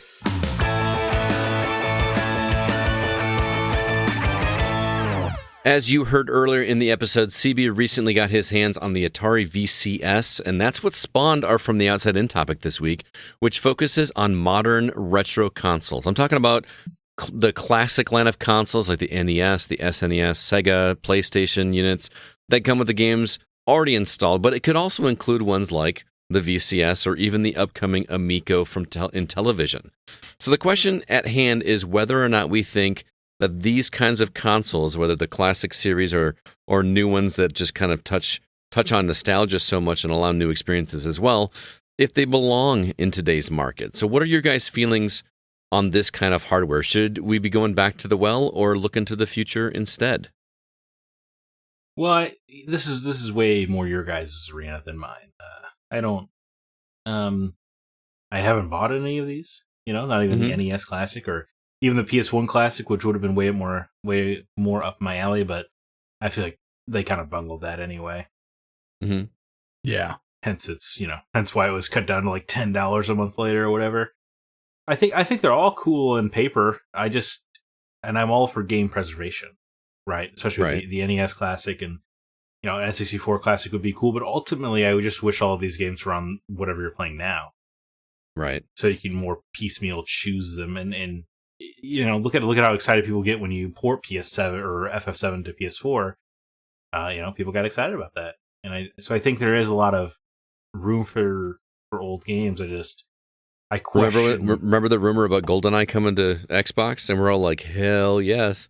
Right. And I just feel like that's the way to do it. Bring these classics back, modernize them a little bit. I mean, the retro consoles are cool.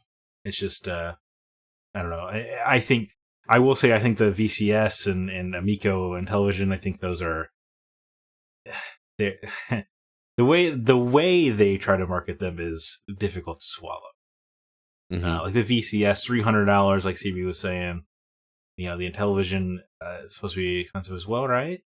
$250, right? $250. CB? Yeah. Oh, well, I think it was $250 for the Founders Edition, and then the rest of them are like $199. Oh, is that what it is? Do they come with all four controllers though? They have to, right? The VCS only comes with 2. No, I'm talking about the Amico. The Amico only comes with 2. Does it really? Yeah. It comes with the 2 that are just like sitting right in the top, but you have the ability to pair more. Like you could buy extra controllers for it. But I mean, when you think about like old control, you buy a PS5, it comes with 1. No, I know, but I just feel like the appeal of the Amico was playing with 4 people. But yeah, I mean, I shouldn't expect it to be included. That's not a fair expectation. But so Zach, you're pretty much just wish that they would bring this stuff to modern consoles. Yeah, and, I would love to play Soul Reaver on my PS5, but it's just not the reality we live in, and that sucks. And Xbox is obviously pretty great about this, right? So many original Xbox games even work on your Series X. Dude, there are NES games you can play on your Xbox Series X. Right, but I'm saying you can use the copy. You can use your original copy of Black and put it into your console, and it works. Right. And I wish all of the consoles, especially disc-based ones, PlayStation, just work that way. And honestly, I would be okay going forward if they, next generation rolls around, charge me $3 to be able to play it on my next one. Yeah. I would be okay with that. I mean, they in the UK, I remember when they went from PSP to PSP Go, you could show your UPC of your PSP cartridge and they would give you a digital copy for $5 or whatever. That sounds like people could exploit that like crazy. I mean, possibly, but they did. It's a better system than the nothing we have now. Right. No, I hear you. But see, here's the thing. You say they can exploit it, but at the same time, like the PSP Go, like it didn't have any physical hardware. So, I mean, $5 is better than no bucks. Right. True. Well, CB, I'm really curious about your opinion because you're kind of the retro guy. I mean, I obviously love the NES and SNES and stuff like that, but you're kind of the full circle nostalgia guy here. So how do you feel about these consoles? I love them and hate them. Okay. Same time. I love them because if they're done right and at the right price point. Like the NES Classic when it came out, $100, perfect. That was $100? I paid $100 for mine. Well, for what? Sorry, the NES Classic. Yeah, it was $100. Yeah. Okay. For some reason in my mind, when they all first came out, they were like $100. But it's the secondary market that like killed it. Right. In my mind, I thought it was $80 for some reason. Was the SNES $80? The PS1 Classic, $99.99, right? The PS1 Classic was a little bit cheaper, but that thing nosedived so hard because of how bad they fumbled it. But I think it was $80. Yeah, it was I remember it was a bizarre collection of games, right? That was what's the issue? Well, it wasn't only that, but the ports that they used were the European ports, God. which ran at which ran at 50 frames per second versus 60. So when you played on a US television, it was so choppy. What were they doing with that thing, man? I don't know. Like, maybe when they were just porting it over, they grabbed the wrong files or something. So weird. Like, why do something that specific that half-assed? Yeah. And because they knew people would pay for it just to even have the mini. Well, it turns out they didn't. I got one. Well, you're in the sucker camp like that. They were trying to push those I things out the door. I bought mine when it was like dirt cheap. Yeah, I paid $20 for mine. Yeah, new. That's what I'm saying. So you didn't rush out and buy it the way that you were suggesting. No. Yeah, and for some people that like the NES and the SNES Classic were perfect because people like the controllers were the right size, and so you had the people that never experienced these growing up. They had that option, like to play it like how it was meant to be played with the right controller and everything. The SNES Classic, they did the great thing. They put an unreleased game on it with Star Fox 2. Oh, yeah, that was genius. Yeah, it was brilliant. And when you look at some of the other ones, like the TurboGrafx one, which by the way is the current most expensive one, came out at it was like $99. You could pre-order it, and now it's like over $300. But it was because they put on games that weren't available in your region, right? And so like finally being able to play some of these, especially one of the games on the TurboGrafx, like if you buy it in the actual original retro version, it's like $1,000 game, and you can play it for $300 and everything else. If you pre-ordered it, $100. So it was a brilliant maneuver. And so some of these, yes, I understand that they are a little bit of a cash grab, but things like the TurboGrafx, like those games are currently not available anywhere other than its original hardware, or if you have emulators. So ones like that are great. One of the ones I'd love to find is the Neo Geo mini cab, where it was like they made like a little Neo Geo mini cabinet, and even that one was like only $150 if you bought it brand new. So I think these are wonderful platforms to showcase some of them, especially if they're like defunct companies like NEC TurboGrafx. If they ever do like a Sega Saturn one, I think that'd be awesome. But it's just being able to, like, what would you be able to put on it? Right. Because we noticed like the original Nintendo one had like 30 games. The Super Nintendo one had like 25. And plus, aren't most of those games available on Nintendo Switch Online? Yeah. So those, in essence, become just collector's items. Yeah, like the Nintendo one and the Super Nintendo one didn't make as much sense to me because Nintendo had their online streaming service. Well, it didn't at the time. It didn't have it on the Switch. But, well, I mean, we kind of knew that it was coming. Right. Which is probably like why they didn't make them as mass-produced as we would have liked them to. Well, Nintendo likes to do that with all their products. Yeah, Nintendo loves to be sought after. Yeah. Oh, yeah, we're only going to make this one game for this amount of time. This digital game is no longer available anymore. Yeah. I mean, the NES Classic, that whole rollout was messed up. Yeah. It was so hard to get one. And it didn't need to be that way. Yeah. But I think they're a very cool product. The Commodore 64 Mini. Like, how many people ever got a chance to play those? Granted, yes, a lot of the games that are on there, you can just download those. But I still want to find one. But doesn't that come with the full keyboard and everything? Like, yeah, it's a fully functional keyboard. Yeah. I want the Dreamcast Classic Mini with the VMU. That would be super cool to do. It'd be sick. But like then you look at like Sega. Like Sega did it brilliantly.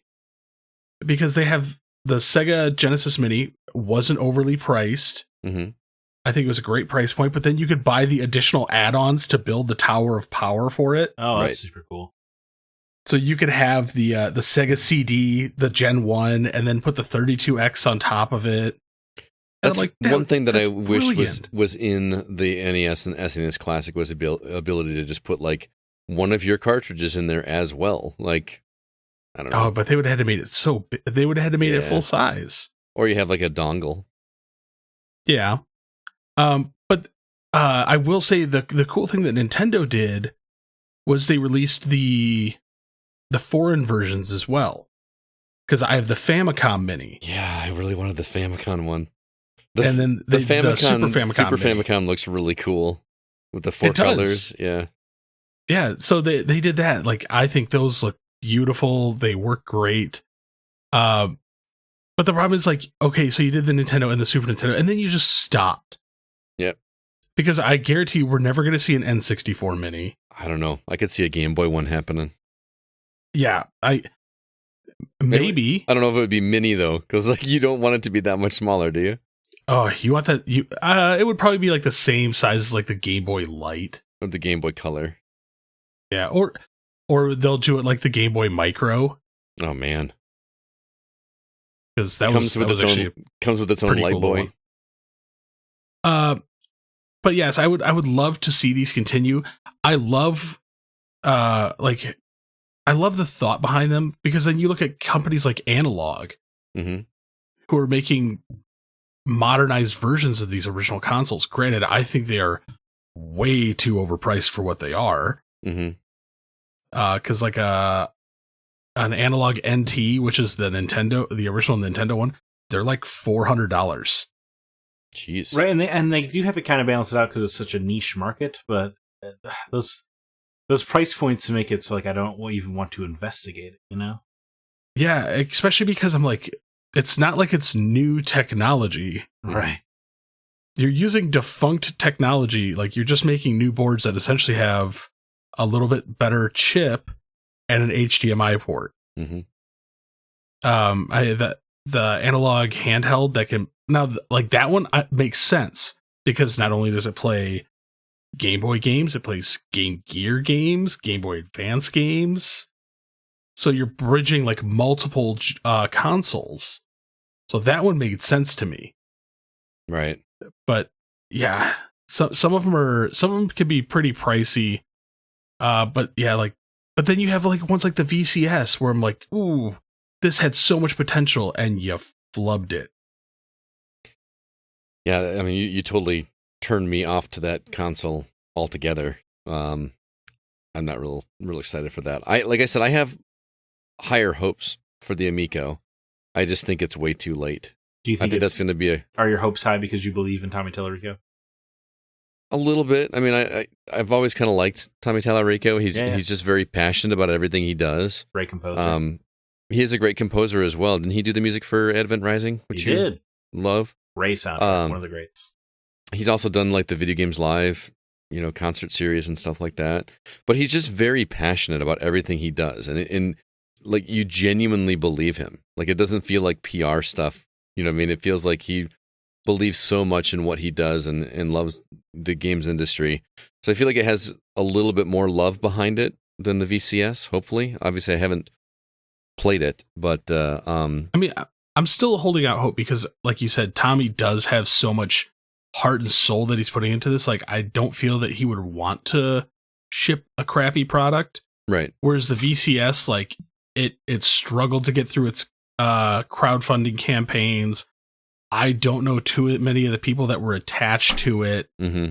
It didn't get really marketed at all. And plus, you can play most of those games on other consoles. Like, I mean, not all of them, obviously, but like you're talking about Asteroids Recharged, you're playing that on Xbox. So there's no exclusivity, it sounds like. It just sounds like, Well, I mean, there's other ones that have completely flopped. Like ColecoVision tried to make a comeback, and they tried to make one. Yeah. And that thing fell on its face like super hard. I mean, ColecoVision games are just essentially Atari games with a different company, right? Yeah. But I mean, that's kind of where Sega got their start, because most of the Sega games were on Coleco. I don't know. Here's the thing: is I've got an NES Classic, and I've got an SNES Classic, and I've got Nintendo Online. And every time I pull up Nintendo Online, I'm like, I'm going to play something 8-bit. I'm going to play something 16-bit. And I had this same thing happen this past weekend when I went to an arcade with some friends, and I feel like I'm getting over going back to the well with some of these games. Like I didn't play any Pac-Man. I didn't play any Defender or Donkey Kong or anything like that. I went and played Star Wars Arcade Trilogy because I love that game. I played some pinball, played a couple racing games with some friends, but I just did not go back to any of the classics. And whenever I open up Nintendo Online and I just get it in my head, I want to play one of these games, I just don't have the energy to do it. I think it may be a personal issue, not an issue with the games themselves, but like how Zack always talks about when he watches a TV show or a movie or something, he's thinking like, man, I could be playing something else. That's kind of how I am whenever I play something older like that. And it's part of the problem of like why I haven't gone back to some of my favorite games. I haven't played Link to the Past in years. Like I need to go back and play that. It's like my favorite game of all time.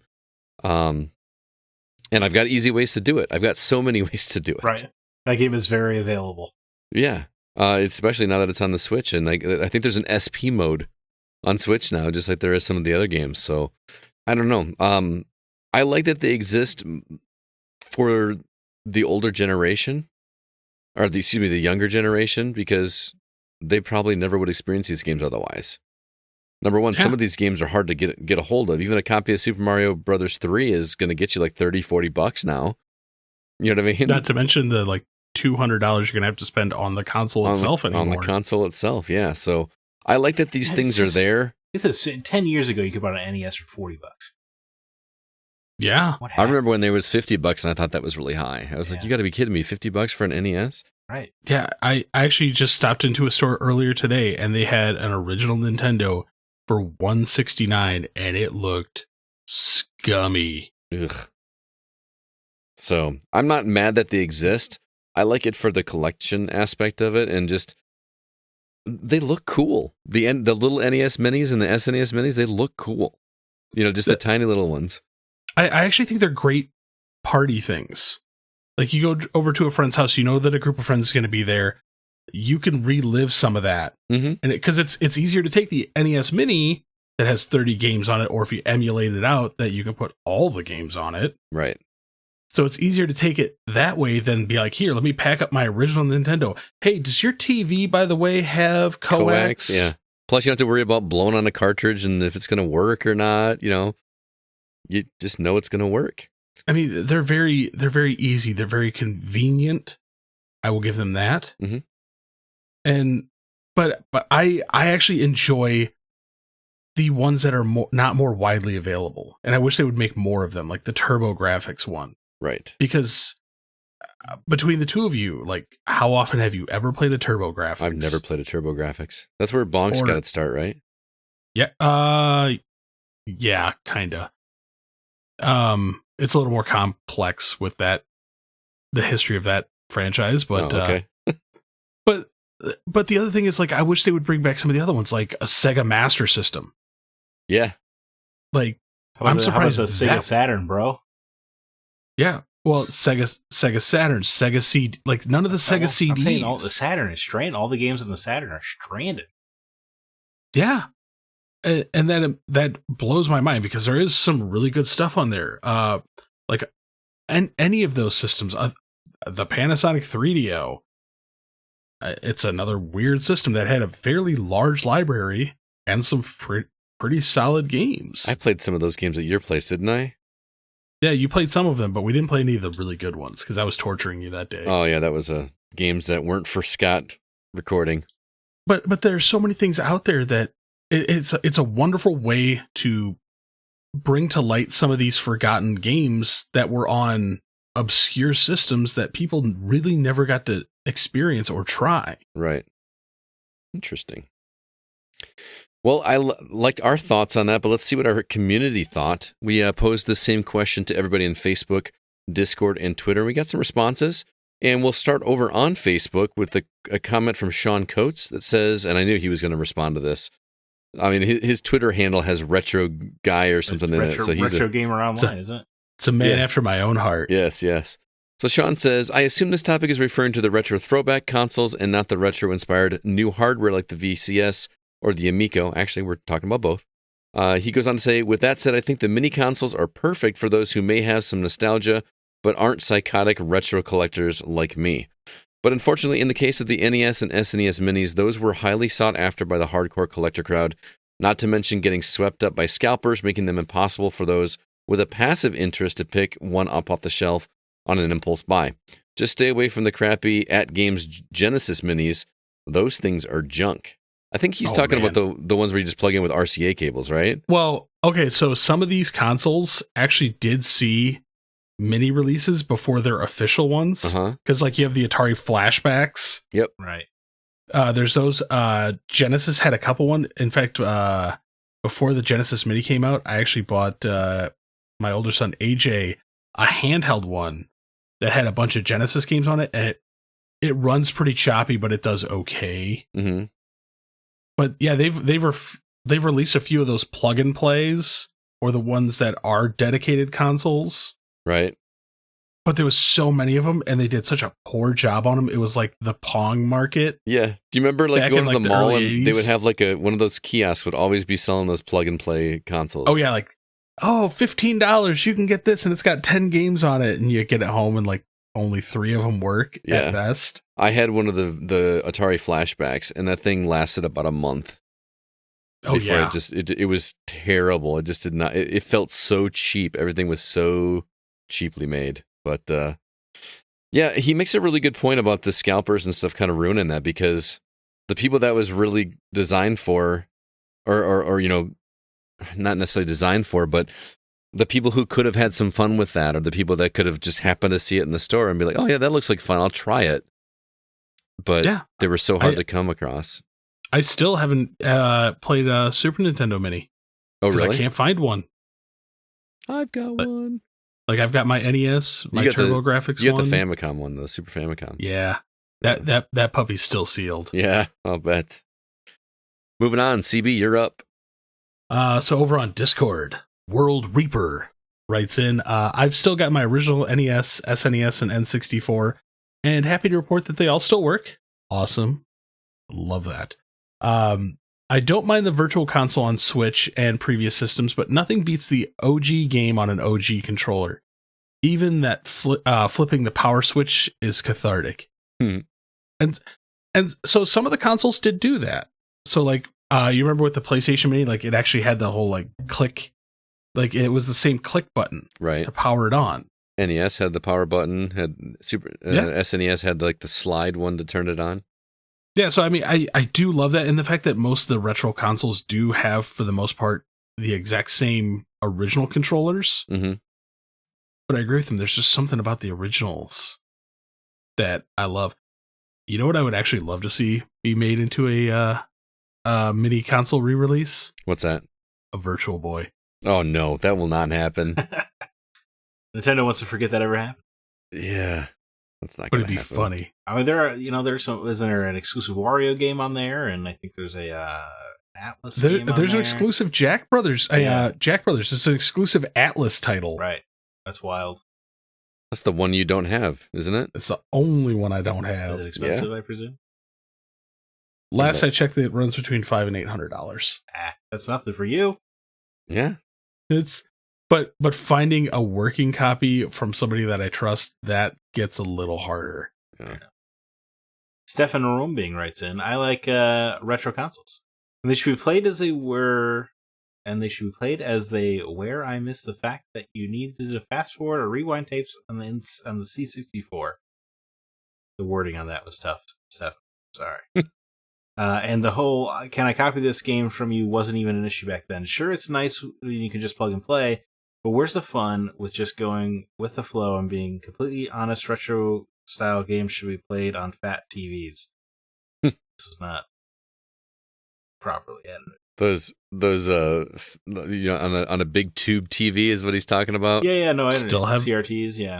Yeah. Oh no, it can't just be a CRT. It's got to be like the wood embossed CRT, like in my basement. Yeah. Like the ones you had a ton. Yeah, seriously, moving those out was a lot of work. Well, sometimes those old consoles look a little raggedy on the modern stuff. What is he talking about? Rewinding tapes on a C64? I don't understand. So the C64 Mini, or like, so the Commodore 64. Mm-hmm. Some of the games came on audio cassettes. I did not know that. And it had an adapter that, like, it was essentially an audio player that plugged into the Commodore 64. If you hit the rewind button on it, you could back things up a little. So like the rewind feature on like the Disney. Oops, Family I Collection? died. Rewind. No, that's awesome. Didn't know you could do that. That's pretty cool. Yeah. Ethan Lankford says, when they work and have games that are normally too expensive to buy legitimately, Earthbound, I'm looking at you, I like them. But if they don't work well, what's the point if you can do more on the original hardware? Yeah, thankfully, Ethan, the ones we've been talking about positively, like the NES, SNES, the Genesis, TurboGrafx, they do work well. Just stay far away from the knockoff ones. If they plug in with an RCA adapter, you want to steer clear. Yeah. Or not RCA adapter, RCA plugs. I'm saying the wrong thing. Like, oh god, can you imagine if some of these came with like the original like coax plugs? Coax. I'll bet you like kids that don't even know what a coax is. Yeah. I mean, why would they? Yeah. They don't even know what cursive is. I will say I am annoyed with some of these companies over the fact that they don't even put a power plug Oh yeah. in the console. They just assume you're gonna have a USB cable or one of those PC cables. Yeah, that was. I hate when you buy something new and they just assume you have the charger. I hate it. Mm-hmm. Yeah, it's not fun. All right, Thomas Bex. I got my C64 Mini, and it allows me to replay some of my childhood. Has also reminded me that some of those games were bloody hard. And he does bring up a good point, because finding some of these original consoles is hard. Yeah. Like finding a working Commodore 64 already hard enough, but because everything ran on those magnetic floppy disks, Yeah. not all of those survived. Yeah, exactly. Crazy. So Aaron Hughes II writes in with a dissenting opinion. Meh. Cash grabs for nostalgia, IMO. I'll give you that. I mean, that's definitively what they are. I mean, yeah, but I don't have a problem with that. Like, if you make something that people want and they pay for it, that's good business. It makes sense to make something that people. We're part of a generation that is obsessed with nostalgia. Mm-hmm. I'll fire back at you, Aaron Hughes, because I know you listen. What if Toyota came out tomorrow and said, we're going to re-release the original Supra? Would he be all over that, I assume? Probably. Yeah. Kevin Hannaford, I'm not overly familiar with them outside of when I looked into picking up an SNES Mini a while back. I didn't because it couldn't play actual cartridges. I think it would be great if they and other mini systems did. Reason being, I never owned an SNES. The only experience I had with the system and its games was at a friend's or family member's, so I never got to actually dive completely into any of the games. They were a lot of that I wanted to. This would give me the opportunity. And that's how I felt about the Genesis before Genesis games came on the Switch Online. And that's how I'm getting that. That and coming over to CB's when Kevin's there and playing Sonic and having him laugh at me for how badly I played. How terrible you are at that. Yeah. I didn't do that bad. Terrible. Well, that's not a good way for him to get you to want to play more Sonic. Oh, yeah. Kevin likes to just give me a hard time about my lack of Sega experience anytime he sees me. Yeah. He gets really angry about it, too. He's just bringing back the good old late 90s, early 90s console war. Yeah. Pretty much. Back when it was fun, not dumb. Yeah. Yeah. Yeah. All right. GamerDad 03. This is a long one, folks. All right, I'm probably going to sound bad when I say this, but please understand that, like many of us here, I started off with one of these consoles. I started off with the NES after breaking a leg playing sports. I remember the good old days of, hey, blow on the cartridge to get the game to work. I remember the good old days of having to write down the save point code to catch back up when I left off at. I remember that. Yep. All the time. We do need to kind of move on. They had their glory days of showing us possibilities and that we can move forward with. I'm thankful for where we started, but I'm thankful for where we're going when it comes to development. For example, if you told me that as a kid that Sonic or Zelda, hell, I think Metroid would have started off as a single-player third rendition. Could be wrong though. 3D. 3D rendition. Wow, I had a brain fart there for a second. Has a unique possibility of going from a 2D layout to an actual full 3D rendition. I never thought of that would have been possible. I am really excited about some of the old games coming back and getting reimagined to a different format. I love what he brings up with this, because the moment I read this comment, it actually reminded me of another game when they redid Wolfenstein, the new one, but they embedded the original Wolfenstein into the game. Was it the full game, or was it just like a level or two? I don't remember. It was multiple levels. I think it was pretty much the full game, because I do remember you fight the final boss. That was really cool. What a fun throwback to do with that. That was pretty cool. Sands of Time has both Prince of Persia and Prince of Persia 2 in it. Those are pretty tough, aren't they?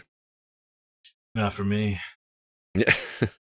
he's the best. Do you guys ever, because he's talking about like moving on, do you think that like the current kid generation is ever going to have like a PS4 classic or an Xbox 360 classic? Is that ever going to be a thing? Well, I mean, like in 20, 30 years? I've already ran into some kids that were like, you had a 360? Man, you're old. Yeah.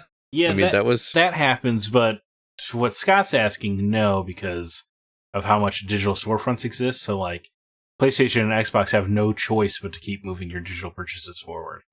Right. So they'll never have to worry about this. They're set for life. Right. Because could you imagine if you buy a PS6 and Sony's like, yeah, but nothing you bought for PS5 will matter. Yeah.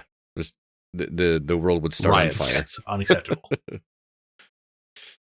It does sound like a Sony maneuver. No. It sounds like, definitely sounds like a Nintendo one. Alan Sheck writes in, many consoles are fine for those that want them, but IMO, they should just drop the whole library on their respective store for $1 to $5 a piece. Yes. Sega did something cool that I'd love to see the rest of the companies do. They released 50 plus classic games on Steam where you can buy them one by one or as a collection. It also has a VR mode where you can play them on a virtual CR TV. There's a similar project on PC called Emu VR that lets you customize your own virtual 80s 90s bedroom and play an emulated game on a virtual CR TV. It will make you giggle stupidly, guaranteed. That sounds pretty cool. I think I need to do that immediately. I really like how Nintendo's handling classic games with the subscription model. Mm-hmm. Yeah. I'm actually waiting for Emu VR to come to the Quest. Yeah. I desperately want it to be there. Surely it's inevitable. You'd think, but not so far. I'm not one to like decorate a room in video games, but I think I might do it in that one if that were a thing. Well, I mean, like with VR, I think it would be an awesome thing to do because you're actually in the space. Mm-hmm. Yeah. Like Skyrim, yeah, I did it for a little bit. I got bored. Mm-hmm. But if I could actually walk around the space and see the things that I did, that's another story. Yeah. Got to put the scan lines on the TV while you're playing it. Yeah. That'd be pretty cool. Last comment comes from Com Cody, who says, speaking on that, maybe we could do what Nintendo is doing with online and adding their old games to their service. They could do the same thing with Xbox or PlayStation Now and solidify why you should continue to pay for their subscriptions. To me, I don't understand why that's not a thing. Like, why has neither I mean, I guess Xbox kind of does, because you can purchase those Game Pass. Well, but your Game Pass, but you're not getting like the old games. You're not getting like Xbox, original Xbox. You still got to pay like the $5 for that, right?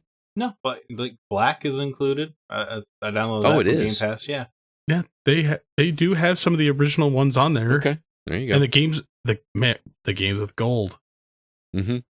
They're like, here, just take it for free. We don't care. But PlayStation's sitting on an actual gold mine that they're not doing anything with, right? Like, yep.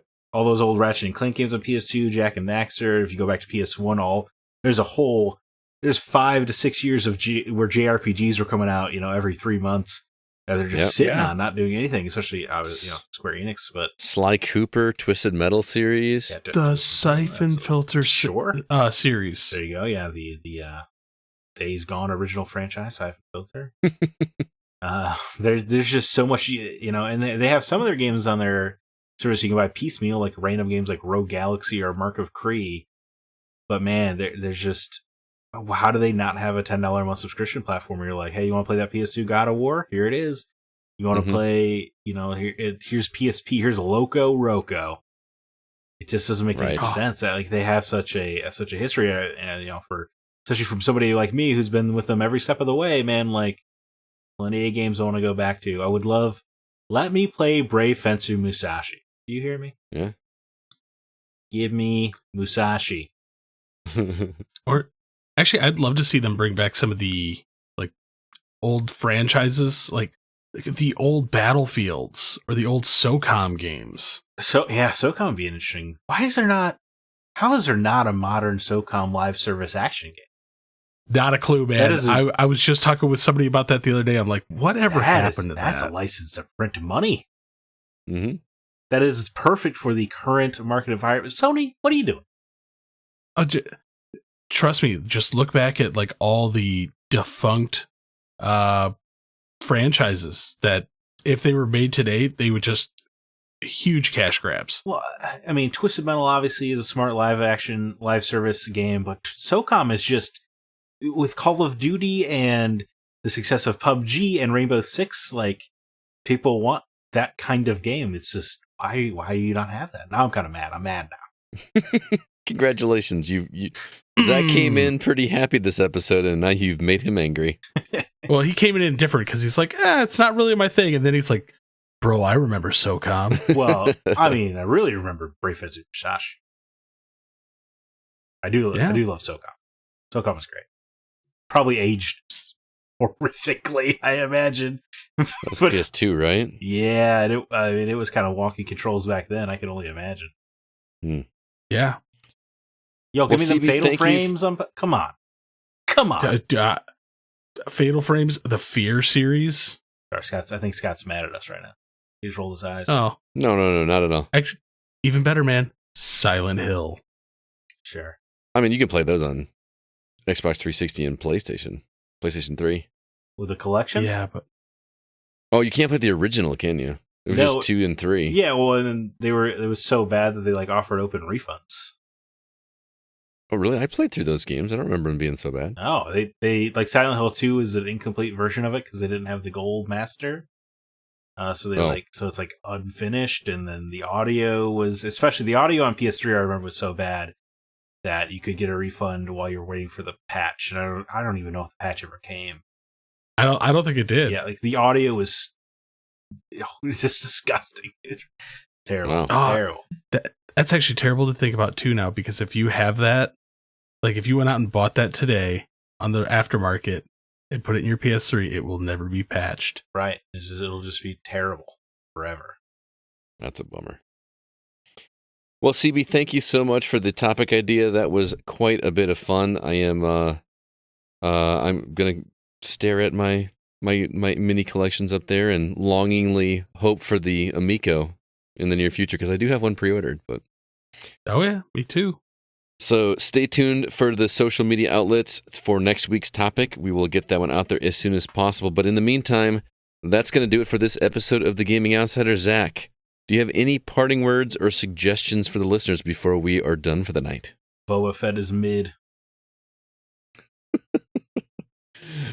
I got to talk to you about that spoiler-free sometime when we're done recording. I won't say what the spoiler is, but it's horrifying, guys. If you think that automaton on the screen was good, you are out of your effing mind.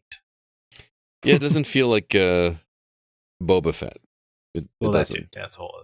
But anyway. But there are some interesting things happening in the last episode that I will also preface, I'm like the one person who didn't like Mandalorian season 2. So. Oh, okay. I just thought it was garbage. CB, how about you?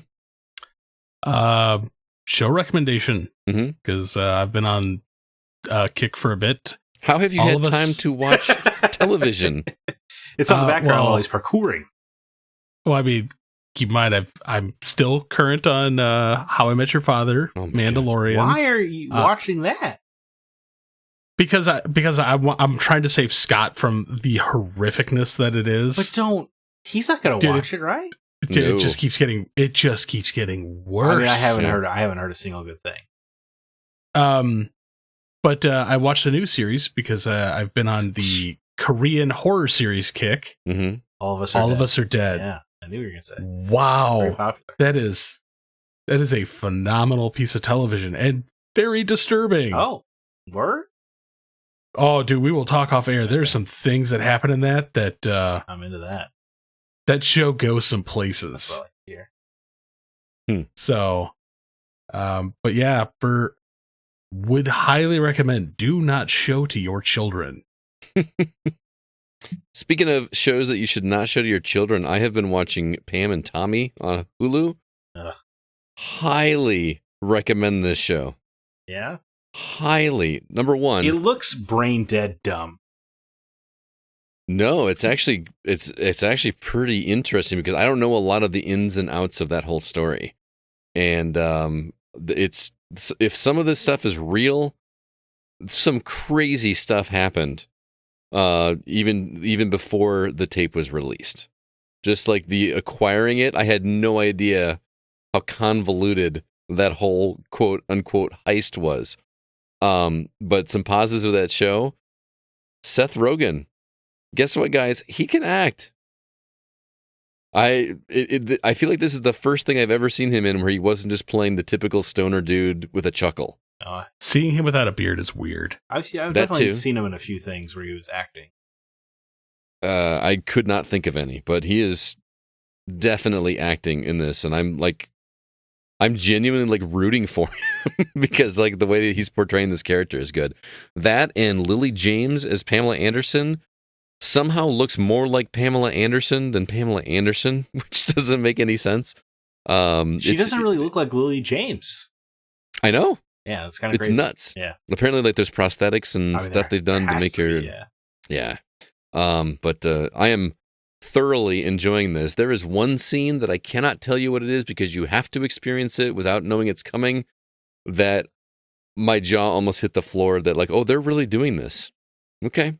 They're really doing this. Granted, I'm only 2 episodes in, but that second episode, it's hilarious what happens. You got to watch it. Pam and Tommy. It's on Hulu. Really, really digging that. So, well, thank you everybody so much for listening. Would like to remind you once again that The Gaming Outsider is produced by Nate Lucas, and all the music you hear is written and performed by Grant Henry of Stemage and Metroid Metal. That is stemagemusic.com for the website. Please be sure to email us if you have any questions or concerns. Our address is feedback@thegamingoutsider.com. Until next week, I'm Scott Clark with Zach Parkerson and Chris Behrensmeyer, and we are The Gaming Outsider. And remember, there's no such thing as a bad game, just games that aren't for you.